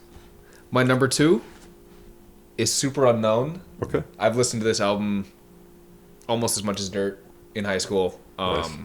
Yeah, love it. And that's the one with Spoon Man, right? Yeah. Yes. And Black Hole Sun. So So- it's their big one. Right. So their for big me, one. mainstream commercial, and that's why I went off the grid and went to the 2 earlier ones. Okay. Yeah, see, I there's so many ways we can go with different things. that's These are cool. just- Yeah, you have Nevermind instead of In Utero. yeah. Yeah. And Bleach, But I've never. which is on my list. Yeah. All right. Again, I went with Anyways. the first 2. Bleach is number 1 compared to Nevermind. Go Okay. ahead. Fair I enough. mean, that's my take. Fair. Yeah. Don't interrupt. Facelift, because I love Alice in Chains. That's my favorite grunge band. Also, right there on our table. Yep. What do we got By there? the way, those were the classic CD cases. Those were when I first bought them in the years they're released. Actually, I bought Bleach because I got huge into Nirvana. You weren't I alive. didn't have it. when- No, I'm saying he didn't have Bleach until Oh, we okay. bought Yeah, it. that's why it's in that weird paper case. That's right. So we got Louder Than Love, Bleach. I think that's Core. In the That's middle Core. there. Yeah, Versus and Facelift. Facelift and Versus, sweet. What a weird album cover, but awesome songs. Yeah, Facelift is great. Then my 4th is Bleach. Okay, That's my favorite Nirvana album by far. Maybe not by far, but I like it a lot. it's tough. My 5 is Melancholy And the Infinite and Sadness. the Infinite Sadness of the Pumpkins, yeah. Nice choice. And then honorable mention, Audio Slave by Audio Slave. Post grunge, Sorry. metal, Yeah, whatever you sure. want to call it. It's Chris Cornell and Rage Against the Machine. So I like you can't Pumpkin's beat that. Pull. That's a good one. Yeah, I didn't want to go too surface level, so I threw in I like Smashing Pumpkins a lot. So Right. yeah. Yeah, so obviously, like I said, there's going to be some overlap. My favorite grunge album of all time, so therefore it's probably my pick of the week. It's got to be Bad Motorfinger, Really? just because Soundgarden, yeah, man. Wow. Okay. That album is just metal as fuck, dude. It sounds It's my number 1 in there. it sounds old, like the recording itself. I know, and You know that's what why I I'm like talking it. It's It's raw. it's vintage. It is. Yeah. No. Yeah. And And very dude, cool. because when you listen to an album, like, I always say, like, it's good to have a 1-2 punch to start, but Bad Motorfinger has, like, a 1-2-3-4 punch with, like, Outshined, Jesus Christ Pose, Slaves and Bulldozers, Yeah. and It's on the playlist. what's the other one? There's another one right there at the beginning. Rusty Cage? Rusty Cage, that's Yeah. it, yeah. So That's a very interesting top choice, I think, for you. I didn't expect that. I had to go Soundgarden for obvious reasons. Cool. After that, though, I'm also naming these in order of how they came out. That's what I did. And Yeah. a crazy thing, I noticed this a lot in grunge. Bad Motorfinger came out the same day that Nevermind came out. 91s. It came A lot out the of same 91s. day. Same day. It was like September 20 something. It was, yeah. So Nevermind, Bad Motorfinger, and Blood Sugar Sex Magic by the Chili Peppers. Those 3 classic albums all And 10. came out. And 10 by Pearl Jam. Was it really? Yeah. In 91 on that same day. Basically, the I don't know about '90s. The same day, '90s same were year, released sorry. on that day. Well, same year, yeah. But I'm dead ass, like, Those 5 albums that dropped in 1991. Yeah. That's just crazy. Yeah. Defining for the sound of the 90s, I'd say. See, I can't remember that stuff. That's why I got to put it in my notes. And my next album on my list came out the same day as Core by Stone Temple Pilots. Core didn't make my list, but it's probably number 6. But same day Core came out, Dirt came out. So Legendary. yeah, definitely my favorite Alice in Chains album. And you'll probably notice all of mine, kind of like you did. I didn't go with, like, the obvious Soundgarden choice is Super Unknown. The obvious Right. Dirt is probably the obvious Alice in I would Chains say, choice, yeah. but for very good reason. Next, though, instead of Nevermind, I have In Utero, just because I just think it's so badass that Nevermind was this huge pop success, super polished album. Yeah. Right. Very Then successful. In Utero, they just go back to like Fig. a raw sound. I wouldn't say go back, but definitely a It's- more authentic sound. It's definitely not as polished as Nevermind. Yeah. So I wouldn't say they go back to as raw as Bleach. I think Bleach is yeah, a raw as definitely hell. not. And this next, my little bit of a dark horse here. The drummer for this band I'm about to name was Nirvana's drummer on Bleach before Dave Grohl joined. Yeah. Oh. And that is, his name is Dale Crover, and he is the drummer for the Melvins.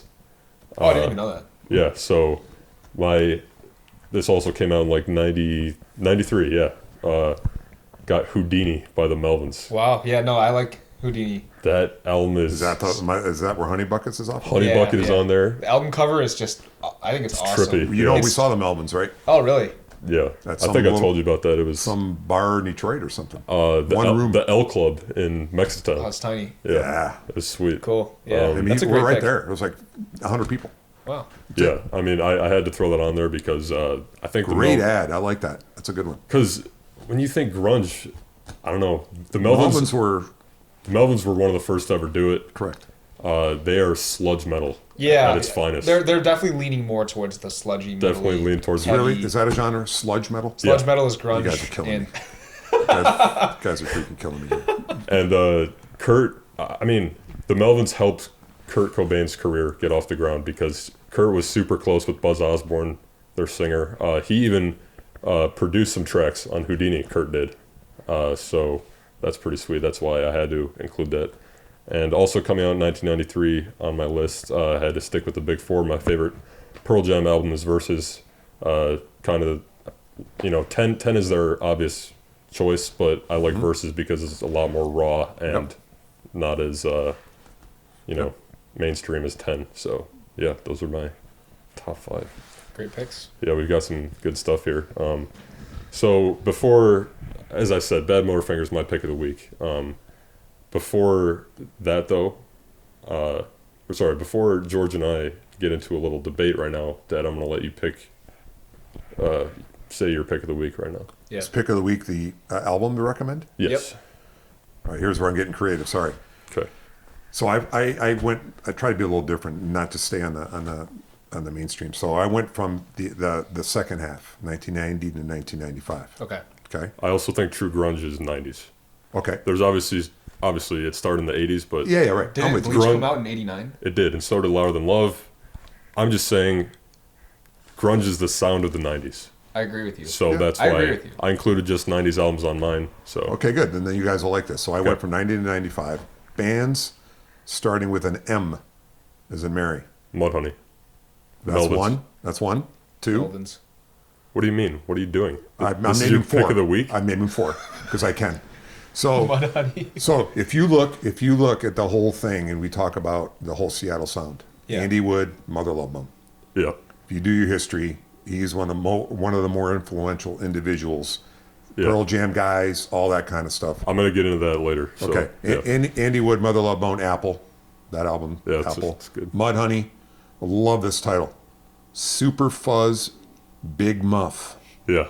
Fabulous title. That is fabulous. You can put that together really quick. That's circa 1970 stuff going on right there. Okay. Damn it. Super Fuzz with two Z's and Big Muff with 2 F's. Melvin's Houdini, Okay, nice. and then Mad Season above. Oh, yeah, Very nice. yeah. I don't thought know that'd be anything. cool to add those 4 M's Yeah. in the thing. Those were my 4. Cool. Okay. I'm breaking all the... Yeah. And it all relates to the playlist as well. And I just want to throw in real quick, Mother Love Bone and Alice in Chains, both started as hair metal bands. Yes. But sure. then, no, I'm dead ass I know, serious. no, I'm saying, get on with the point. Yeah, but then they were like, they did the whole Pantera thing. What Pantera did was like, we could just be badass instead, and that's what they did. So. Well, grunge is the counter to the hair metal era. And grunge definitely killed. I'm gonna make some points when we get in this argument right now. So you want to get into it later? No, I want to get into it right now. But one last thing, you obviously know the band Ugly Kid Joe. Of course. I've heard people call them hair metal. I've heard people call them grunge. I don't know. I can't classify. Yeah, I don't. I'm just saying there are some similarities. There's only like 2 or 3 good songs anyway. Yeah, but they're still America's Least Wanted is a kick-ass album. So had to just. All right, it's good. That's the more we get into the topic, the better. Yes. So without further ado, George, say what you got to say. Oh, I was just gonna say that grunge came from hair. It killed hair. Well, he's got to do his pick of the week too. Well, are we doing that or are we doing this? Is your pick of the week have to do with our argument? My pick of the week is Dirt by Alice in Chains. All right, yeah, fair enough. Okay. So just your favorite grunge album? Yeah. Yeah, all right. And mine's Bad Motorfinger, so yeah. Cool. Mine are 4 randoms that start with M. Sweet. See? All right, let's get into it, man. All right, how do you want to start this? What do we get into? All right. We're doing a showdown, right? Yeah, I guess I'll just introduce it. It's gonna be short. I gotta do some shout outs before we're done. Just remind Oh me. yeah, absolutely. We're not. Yeah, we still have a good amount to go. Yeah, part of the whole reason we did this episode is because we did the whole Pantera versus Lamb of God thing. Now we're doing Nirvana versus Alice in Chains. Ooh. But we both stand on the side of Alice in Chains, so it's kind of for different I'm reasons. Sit back and enjoy this. Yeah, I don't know. It's super tough. Nirvana is the band. Showdown this week is gonna be Nirvana versus Alice in Chains. The age-old question. Well, You want to start it off? The age-old people think Pearl Jam is one of the better grunge bands. Okay, here, before we get into this, let me just make a quick analogy real quick. There's a big 4 of thrash, there's a big 4 of grunge in my eyes. Yeah. Let me just break this down. Metallica and Nirvana are their respected things. Anthrax and Pearl Jam. That's a good. I would. That's a pretty good analogy. You get what I'm saying, right? So what's Alice? Slayer? Yeah, I guess Alice would be Slayer, right? I can't pick between Megadeth and Slayer like I can't pick between Alice in Chains and Soundgarden. Soundgarden is definitely the Megadeth of grunge. I would probably agree with you. Because they're the weirdest. Yeah. So far, I'm in agreement with all your statements so far. Whatever that's worth. And Anthrax and Pearl Jam just don't belong to me. Like, they belong, but, like, they're not nearly Anthrax, as good. You know my thought on that old metal big 4 that Pantera should replace Anthrax. I know They the came too timing's late. different. They came I too know. late. And their groove. I know. It'd definitely be Testament, right? So, yes. And what I'm going to say, if someone's going to replace Anthrax, to me, it's Exodus or Testament. Probably Exodus. I think more people like them. Yeah, and Kirk Hammett was an Exodus before Metallica. So I like that's Testament a pretty lot, sweet. though. I do, too. But if someone's going to replace Pearl Jam, I think it's got to be... What, Stone Temple Pilots?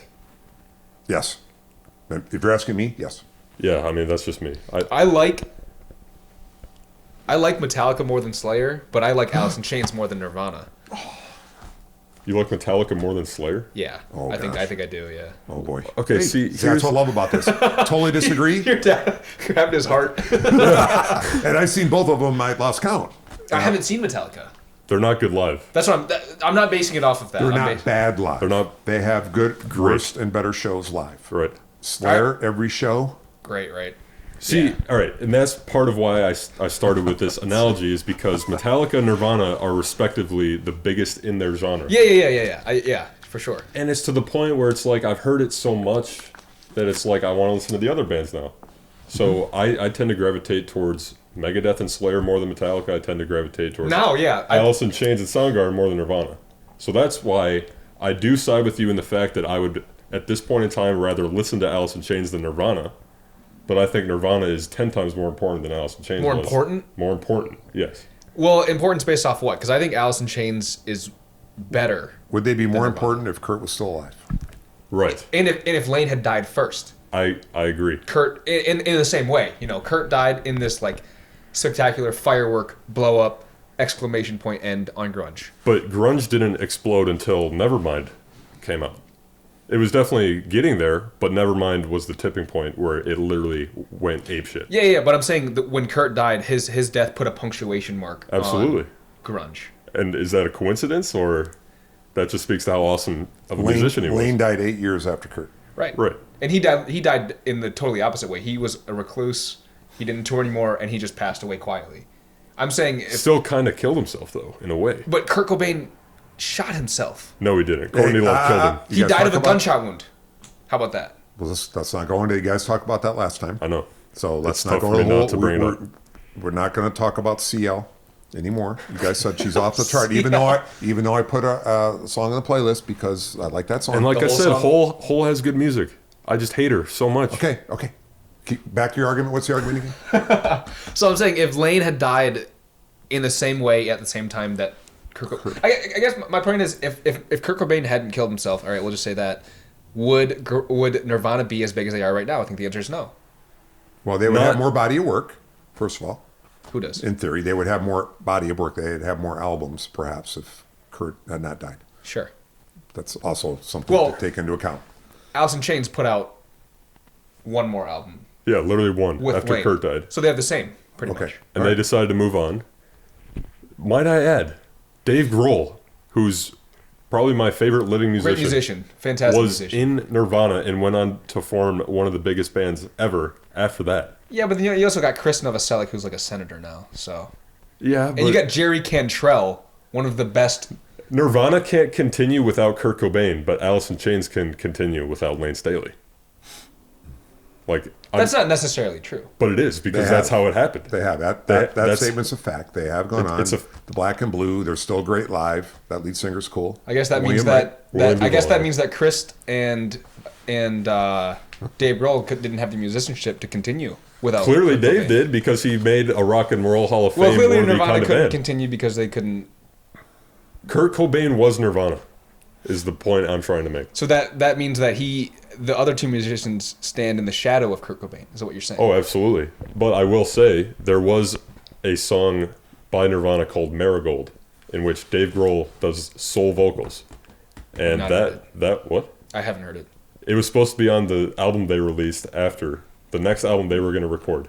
Okay. There was that. Alone and Easy Target, which is on the Foo Fighters' first album, was a song that Dave wrote specifically for Nirvana. That's why it's one of my favorite Foo Fighters songs still.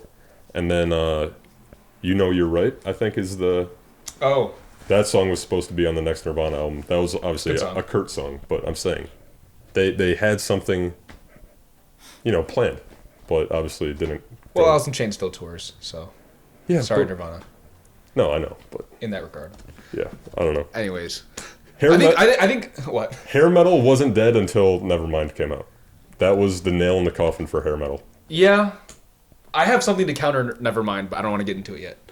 Okay, when do you want to I guess I should just say it now. Yeah, do it. Nevermind. Bleach is the last grunge Nirvana album. No. And I didn't misspeak.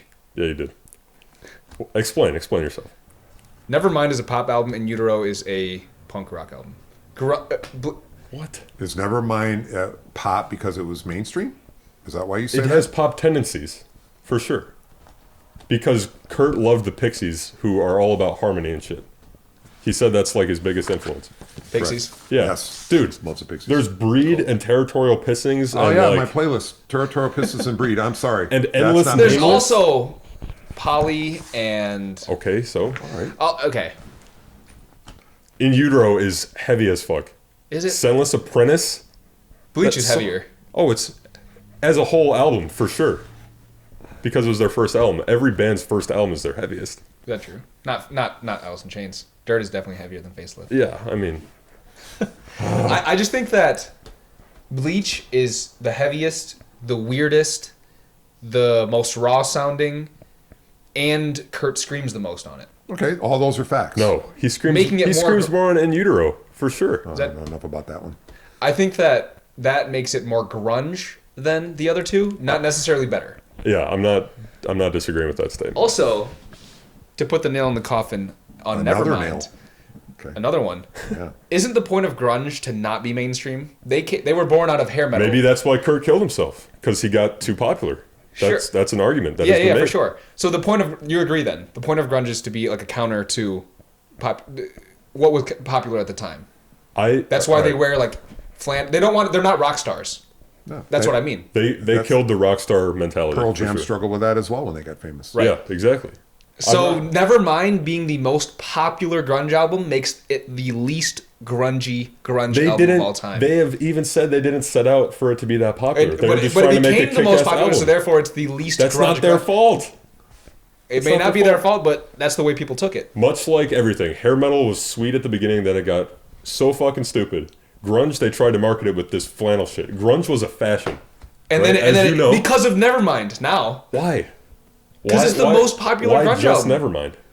Because Nevermind is... It's not just Nevermind, but Nevermind is the most popular grunge album by far. Everyone... But you just said it's a grunge album. But it's the least grunge album. That's what I said. Because of how popular I'm not it is. saying you're you wrong. You can go to Urban Outfitters and buy a smiley face Nirvana t-shirt Exactly. everywhere you go. And that's And why that's- Kurt probably killed himself, because he hates that shit. Well, that's my point. That's why Nevermind sucks Oh my god. to me. So what if Bleach became all popular in the same vein? Would you still say the same thing today? Yeah. But Bleach couldn't have been that because it's too weird. Okay. All right, I'm done with this. I'm exhausted. I'm not even done yet. No, Lane Staley is the superior vocalist. My one Alice odd in minute Chains has is- 2 singers. That is true. Dave sings. Yeah, but Jerry Cantrell and Alice... I'm or sorry, and the Lane- vocalist. I missed the vocalist. What'd you say? There's 2 singers. There's 2 singers in Alice in Chains. Yes, you said something before That that. harmonize all the time. Oh, I said Lane Staley is the superior vocalist to Kurt Cobain. Oh, I would agree Vocalist, with you. singer. I would agree. But Kurt plays guitar. with you on Lane compared to Kurt. Really? On a vocalist standpoint. Yeah, he has better range. Yep. He can... I love them Lane- both almost so equally. It's hard for me to say If you anything. and you look at Lane's progression when he was Chains and he went to Mad Season when he was on heroin, deep heroin. Yeah. You almost didn't know sometimes it was Lane. Yeah. And that group, that Mad Season, that's why I put it in there and Yeah. have a song. He's a lot of range. Right. Make your points. The rest of your points. That's it. That's all I got. Do you got? What is your 2 cents about this whole argument? I forgot what the argument is. Frame it to me simply. Nirvana or Alice in Chains? Who's the better grunge band? Better grunge band. I will pick Chains only because, as you guys have talked in the past, the body of work. To me. Now, I know in Utero and they did these other things, Nirvana has a body of work, maybe the same amount of albums, but in my mind, Chains, if I had to pick, tough, because those first 2 Nirvana albums, man, it consumed me. But he's saying Nirvana's more important. Nirvana is more You asked me culturally. who I like better, I thought. I like Alice in Chains better. Okay, I that was the think- question I was framed. But Nirvana is more culturally significant than all of the other grunge To bands. its detriment. To the if you're detriment of asking me grunge. the That's most- what I'm saying. That question I would have to agree with as Nirvana. Yeah. Yeah. To grunge's detriment, though, because I don't want to He's walk... not saying it's not. The question is, Kurt But no, Cobain. his argument is saying that, therefore, Nirvana could be considered better because they're more culturally I don't think he said better. I like Alice in Chains better See? musically It's 2 different because type of they're questions here. sludge metal more so. Oh my God, sludge metal. Alice in Chains is more metal. Nirvana's more punk. That's all I'm gonna say. Okay. Yeah. In a lot of songs, that's fair. Yeah. Yeah. with That's just that the way I comparison. see it. My 1 hot minute is about why Soundgarden is the superior one, but we'll get into that later. Over all of them? I'll just wait to talk about it later. Are you done with this? Because I know I am. Yeah. All right, let's get into some trivia.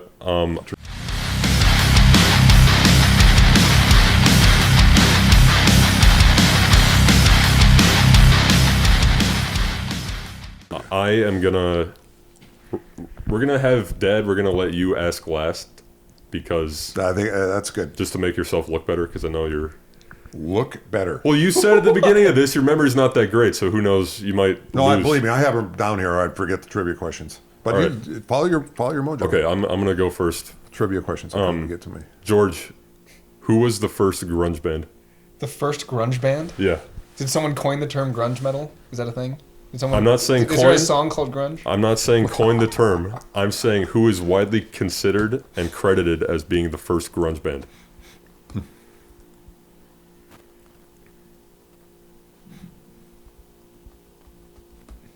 Oh, awkward silence. MLB? Who? Mellow Uh, Love Bone. Mother Love Bone? No, it's Green River. Okay. But without getting into it, my trivia question for you, Father. Can I get one? Yes. I'm going to fail on mine. Go ahead. My trivia question for you is explaining Green River, and the question is, what bands formed out of Green River's breakup? I don't know. Yes, you do. I'm going to say Yes, you do. I know, but I don't remember, so don't keep asking. Okay. Will it help you if I said there's 4 major bands that formed after Green River? It's probably a couple of those up there in the CDs. Maybe. I don't. Just pass. I'll pass. Okay. All right. Mudhoney. Okay. Mark Arm, the singer of Green River, is the singer of Mudhoney. Okay. He and a guy named Steve Turner, who was the guitarist for Green River, they went on to form Mudhoney.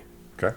And in Mudhoney was, I forgot the guy's name, but the bass player for the Melvins, which that's obviously pretty So awesome. we're covering the M's on my earlier. Yes. That's good. That's why I thought you would have known this question Yeah, you know because what? you talked about him so much. I know. Next, another M is Mother Love Bone, because who is in Bruce Fairweather on guitar from Green River, him, Stone Gossard, Pearl Jam. and Jeff Ament. Another Pearl Jam. Yes, they were all in Green River together. Then they went on to form Mother So Love every Bone. member of that band went on to make those. Just wait. Yeah, just wait. And of course, in Mother Love Bone was Andrew Wood, like you mentioned. Mm-hmm. Andrew Wood was roommates with Chris Cornell. Correct. So after Andrew Wood died, Correct. Chris Cornell and Matt Cameron of Soundgarden formed Temple of the Dog, Oh yeah. a one-off, one-album supergroup that consisted of them, Stone Gossard, Jeff Ament, and added Mike McCready on guitar and Eddie Vedder on guest vocals. Correct. And from that, after Temple of the Dog did that one album, Pearl Jam was formed. Pearl Jam is literally Temple of the Dog, minus Chris Cornell and Matt Cameron, but adding Dave Abraziz on drums. So Green River, it all goes back to Green River. I like it. Are they good though? They're all right. I mean, don't have a whole lot of releases. They weren't popular. because they broke up pretty quick, and all these other bands formed. Mushroom. Got it. Yeah. So yeah, good one. I had to.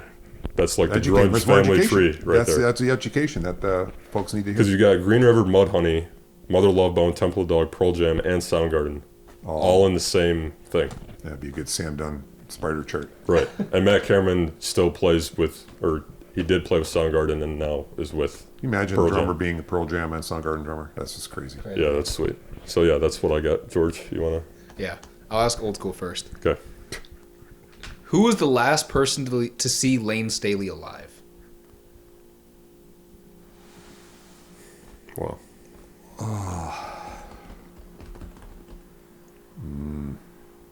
So 2002. Don't know. It's a member of the band. Yeah, just Throw out any member. who's the first person you think of when you ask that question? It's probably right. Yeah. I don't know the answer, but I'm just guessing. The drummer. No. Who's the only other Alice in Chains member that you could name? Right now, I have a brain lapse. He plays guitar and sings. Oh, Jerry. No. That was my Other guess. guitarist. Their bassist. Mike Mike? Starr. Yeah. He Yes, saw him I the day before Lane died, which was Lane's birthday. Yeah, that. He died the day after Lane died the day after his birthday. Wow. Happy birthday. That sucks. That's a good one. That's a good Yeah, question. that's solid. Okay. Mine for you, Brendan, is who was Kurt Cobain's suicide note addressed to? Dear. It was his. All right. It was either his daughter or his imaginary friend. And I know he mentions his daughter in the thing. Francis, yeah. Francis Bean Cobain.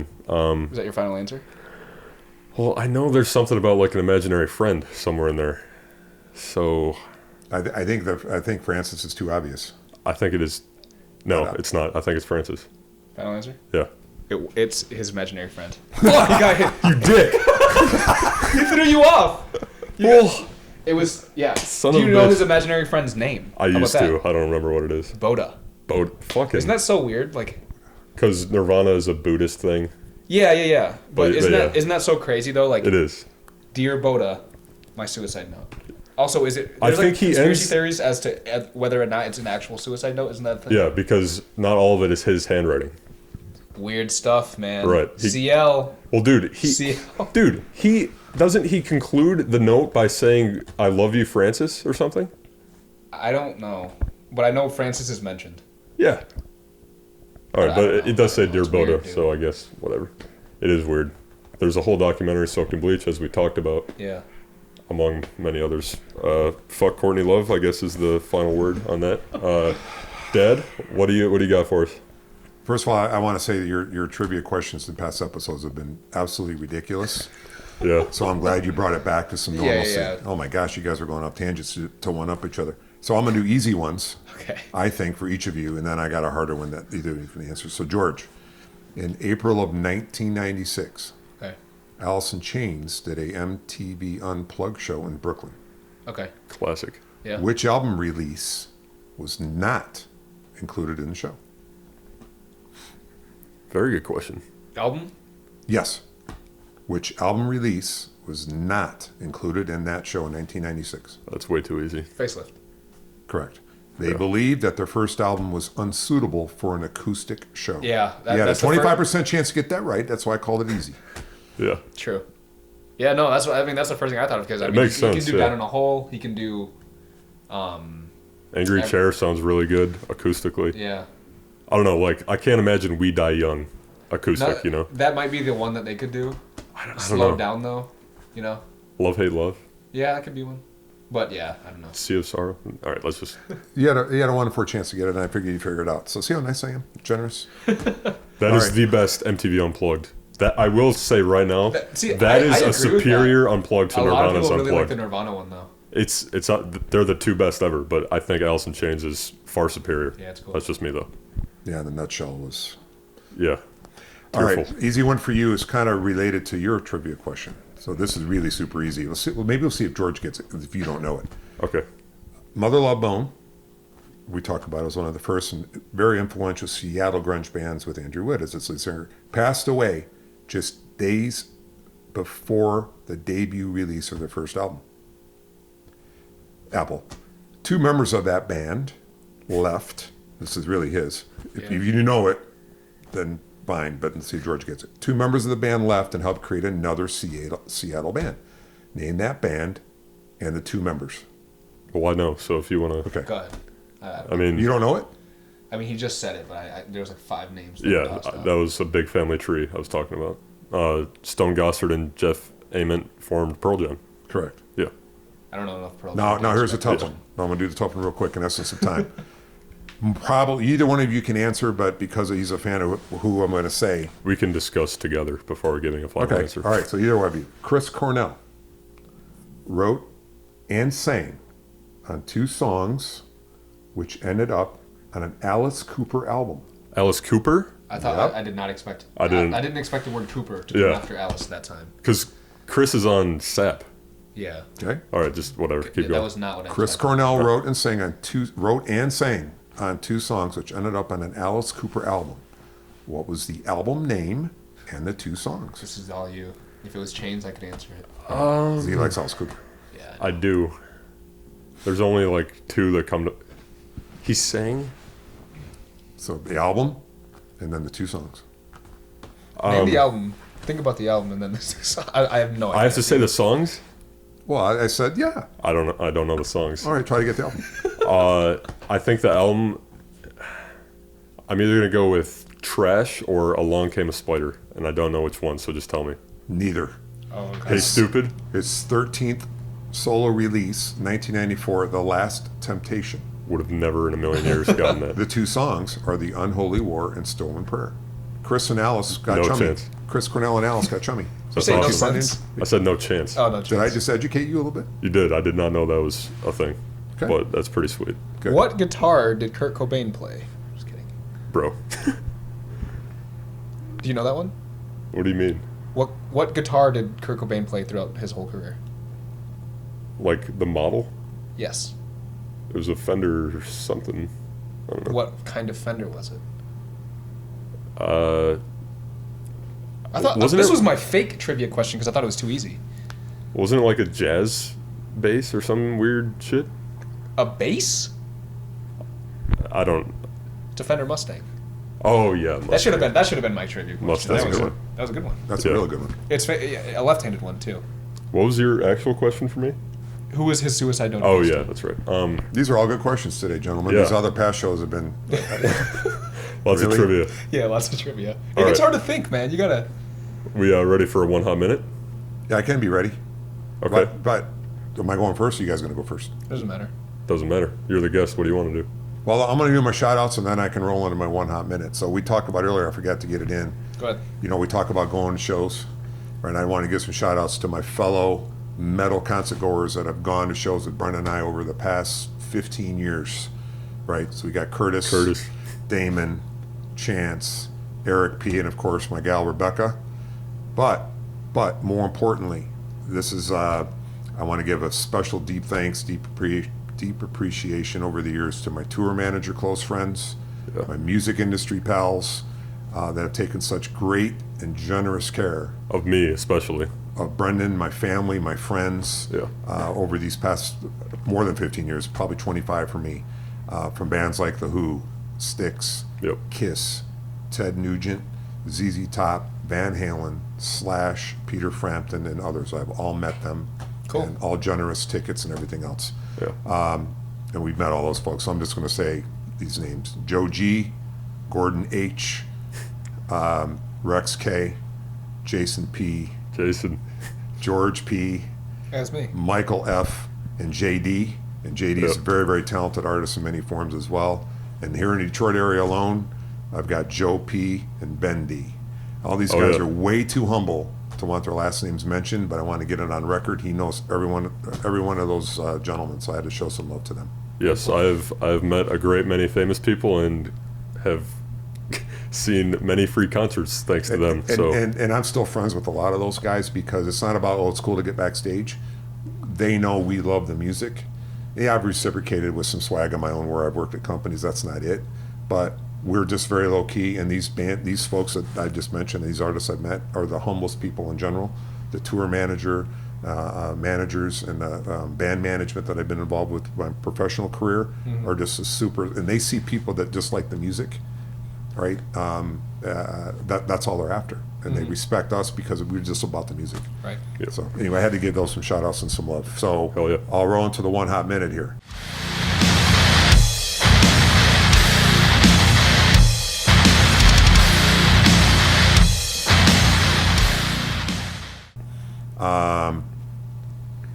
So let's see here. So we talked earlier about the energy of Detroit. So I am so proud that I am grew up 30 minutes outside Detroit. Yep. Bands, as you learned over the years, everybody, hey, Akron, the best concert ground. Okay.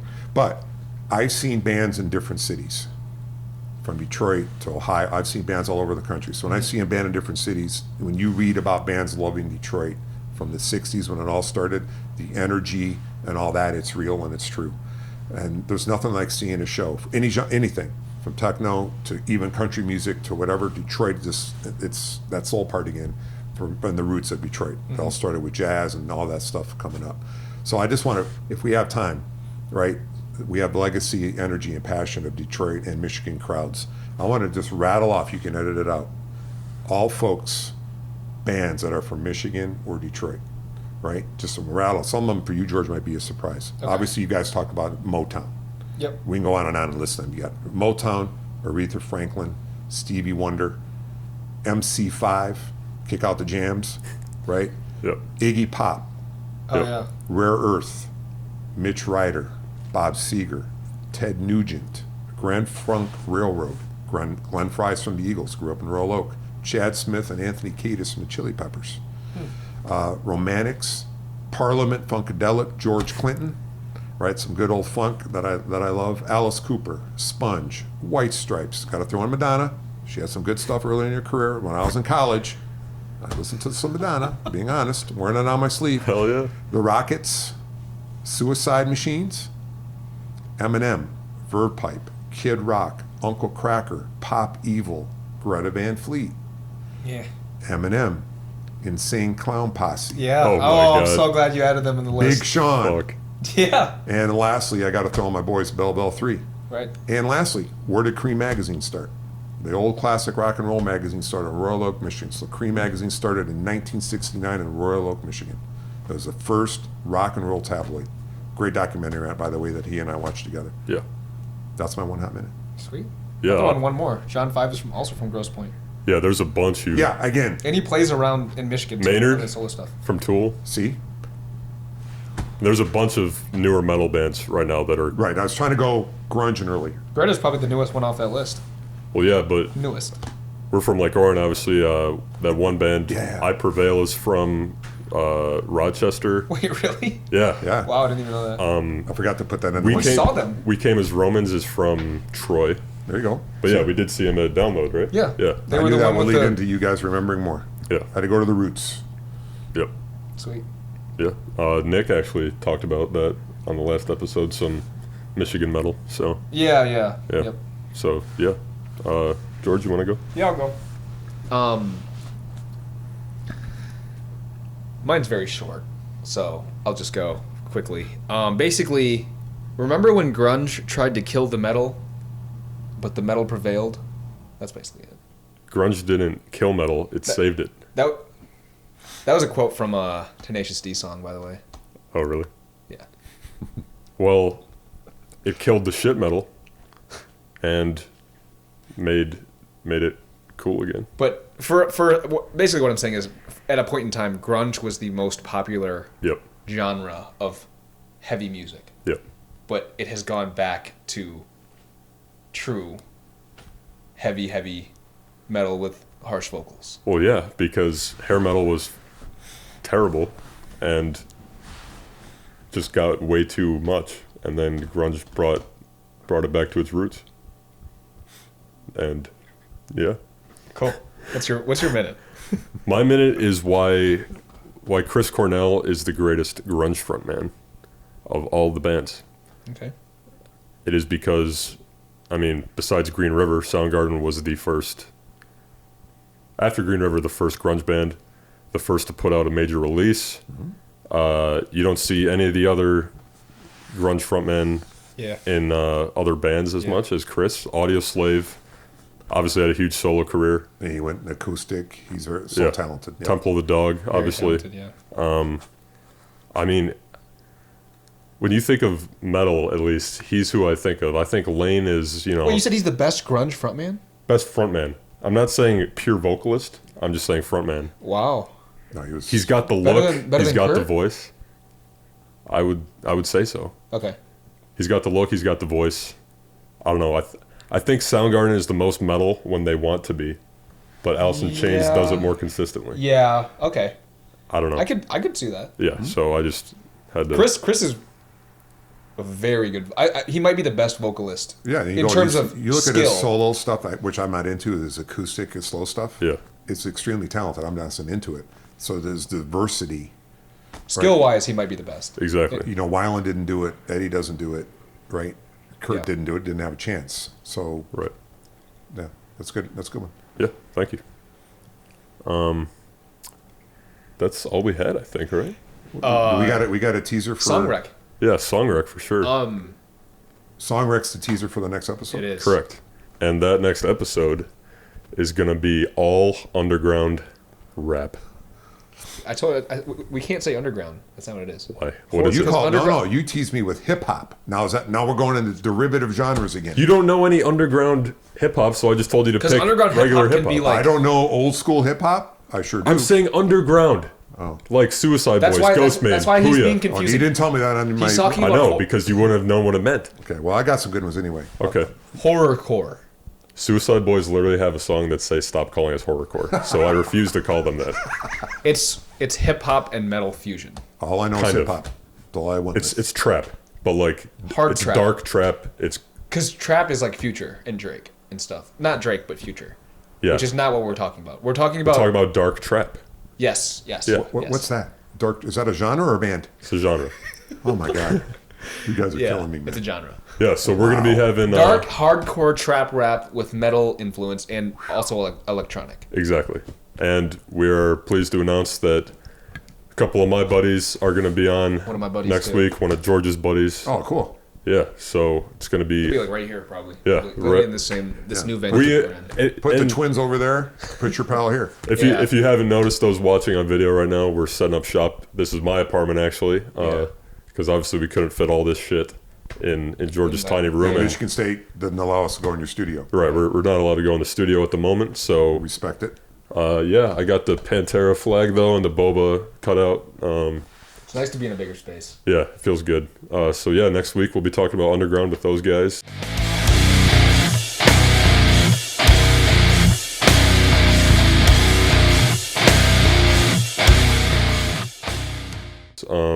So a song rec for that. I picked a song called Seppuku by Ghostmain featuring Suicide Boys. Cool. Had to go with that because those are like my two favorite underground artists. Yeah. And then collabing on one song. There's also some other guy featured, but I don't even know who it is. So, yeah, check that out if you're trying to get hype. Nice. Mine is, mine's an interesting pick, honestly. It's a throwback. Okay. I called Brendan up and I was like, hey, do you listen to Insane Clown Posse? Oh my God. And he said no. And I was like, wait, 'Cause they suck. these guys started, they don't suck. You're not a juggalo? You know juggalos? People really like ICP a lot. I mean, they're all right. I take them for what they're worth, which is not much. And they're from Detroit. And they're from Detroit. Right. That's why I thought you would have loved them, because they're from Detroit. I mean, they're all right. It's just, I don't know.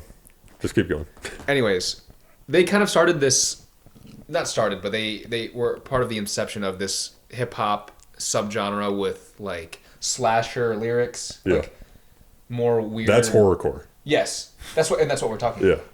Your dad's hilarious. Yeah. It's hip hop with this darker subject matter, like Yeah. slasher horror film type of thing, which Eminem does as well. He has like the Slim Shady alter ego, which is a serial killer. Right. So my song rec is "My Axe" by ICP. My Axe. My Axe. All right. That's how Okay, it says it. stop. Do you know a song by them called Fawn's Pond? I don't think so. I don't listen to them. Dad, do you remember Scout Ciora? Yes. My buddy from high school. He was featured in ICP. His name is Scouts? Scout. Oh, okay. He was featured in an ICP music video when he was a little kid. What? And it is terrifying. What? That's cool. And he's part of the reason I hate them so much. 'cause Why? You don't like clowns? He showed it to me, and he was just talking shit about them the whole time. And I was like, Wait, why? I don't know. Dude, if you watch the video, it's the clowns playing with Scout in a dark forest, essentially. It's really weird. Well, that's what their music is about. Playing with little boys in a dark forest? Yes, and killing people. Okay, I mean, whatever, but... I'm not saying that's it's cool. It's a I'm dark just, trap genre, George. Oh that's my what God. I'm saying. I'm saying that's what the subject matter is. All right, go. My turn? Yeah. Well, I want to keep the Detroit theme. Yeah. I was going to go Eminem, but I figured you guys are going to cover it. So Already did, yeah. spaghetti on your sweater, mom, whatever. I love that line. So I'm gonna go old school here because I thought it was one thing. So Okay. I too picked ICP. Oh, okay. Oh, yes. Yes. I didn't know you even Juggalos. liked them. I don't, I don't like them either. but I did listen to them sporadically. So that I just looked at your hip hop thing. I said I found a song I liked off the fourth release, which is I have no idea. the great Right. Malenko. And the Oh, song, yeah. song's called Hocus Pocus. Okay. Cool song. Yeah. Okay. Okay. But I had to go old school now. I believe we saw them, the new Comerica Park, Who's we? me and you. No. You saw Let me that? finish. This band was the opener. For Alice in Chains and Kid Rock? Yes. No, it was Cypress Hill. Exactly. And that's ICP was not there. Cypress Hill's my next one. Oh, okay. I picked two. I thought you said that we've seen ICP in No, concert. gosh, no, we haven't. Yeah, no. Oh, God, they scare me. Yeah. So they're scary. Cypress Hill warmed up at Comerica Park. So Cypress Hill warmed up, then Alice, and then Kid Rock. So That was a I weird- love Cypress Hill. I love I love Yeah, they're Cypress sweet. Hill. 1993, keep it in my time frames. Black Sunday, Insane in the Brain. Classic. Yeah, Yeah, that yeah, album is yeah. sweet. Insane in, I love that song. I can never, just like Tomorrow's Silverchair, I love Insane in the Brain. Cool. You like that more than Hits from the Bong? You still don't listen to both of them. It's in the Bong for me, or the 80s. Okay. Anyway, that's it. Those are my two. I know it was supposed to be one. I basically Hey, that's doubled. all right. I basically doubled all your Yeah. requests. Well, you Good. quadrupled the pick. Yeah. You did the 4 M's. Yeah. That was supposed to be 1. And But yeah, no, it's you all- just went overboard on all this, and that's fine, because, It's good education. Yeah. yeah. And I enjoyed it.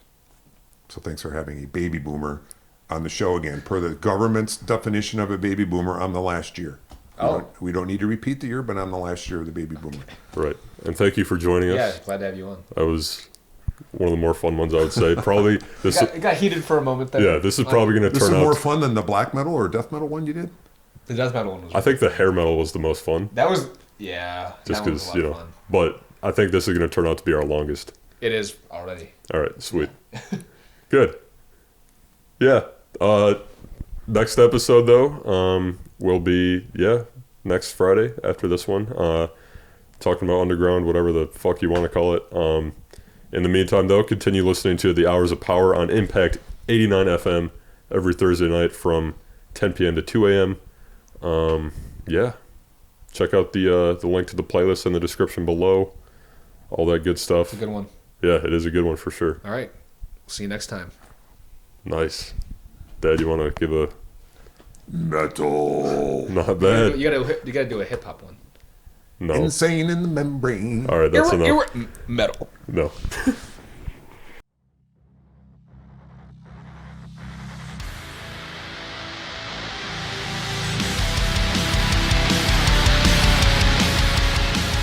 You've been listening to The Metal Pod, a production of Impact 89 FM. Our thanks to Impact's General Manager Jeremy Whiting, Station Manager Amber Kienutsky, and Programming Director McKenna Lowndes.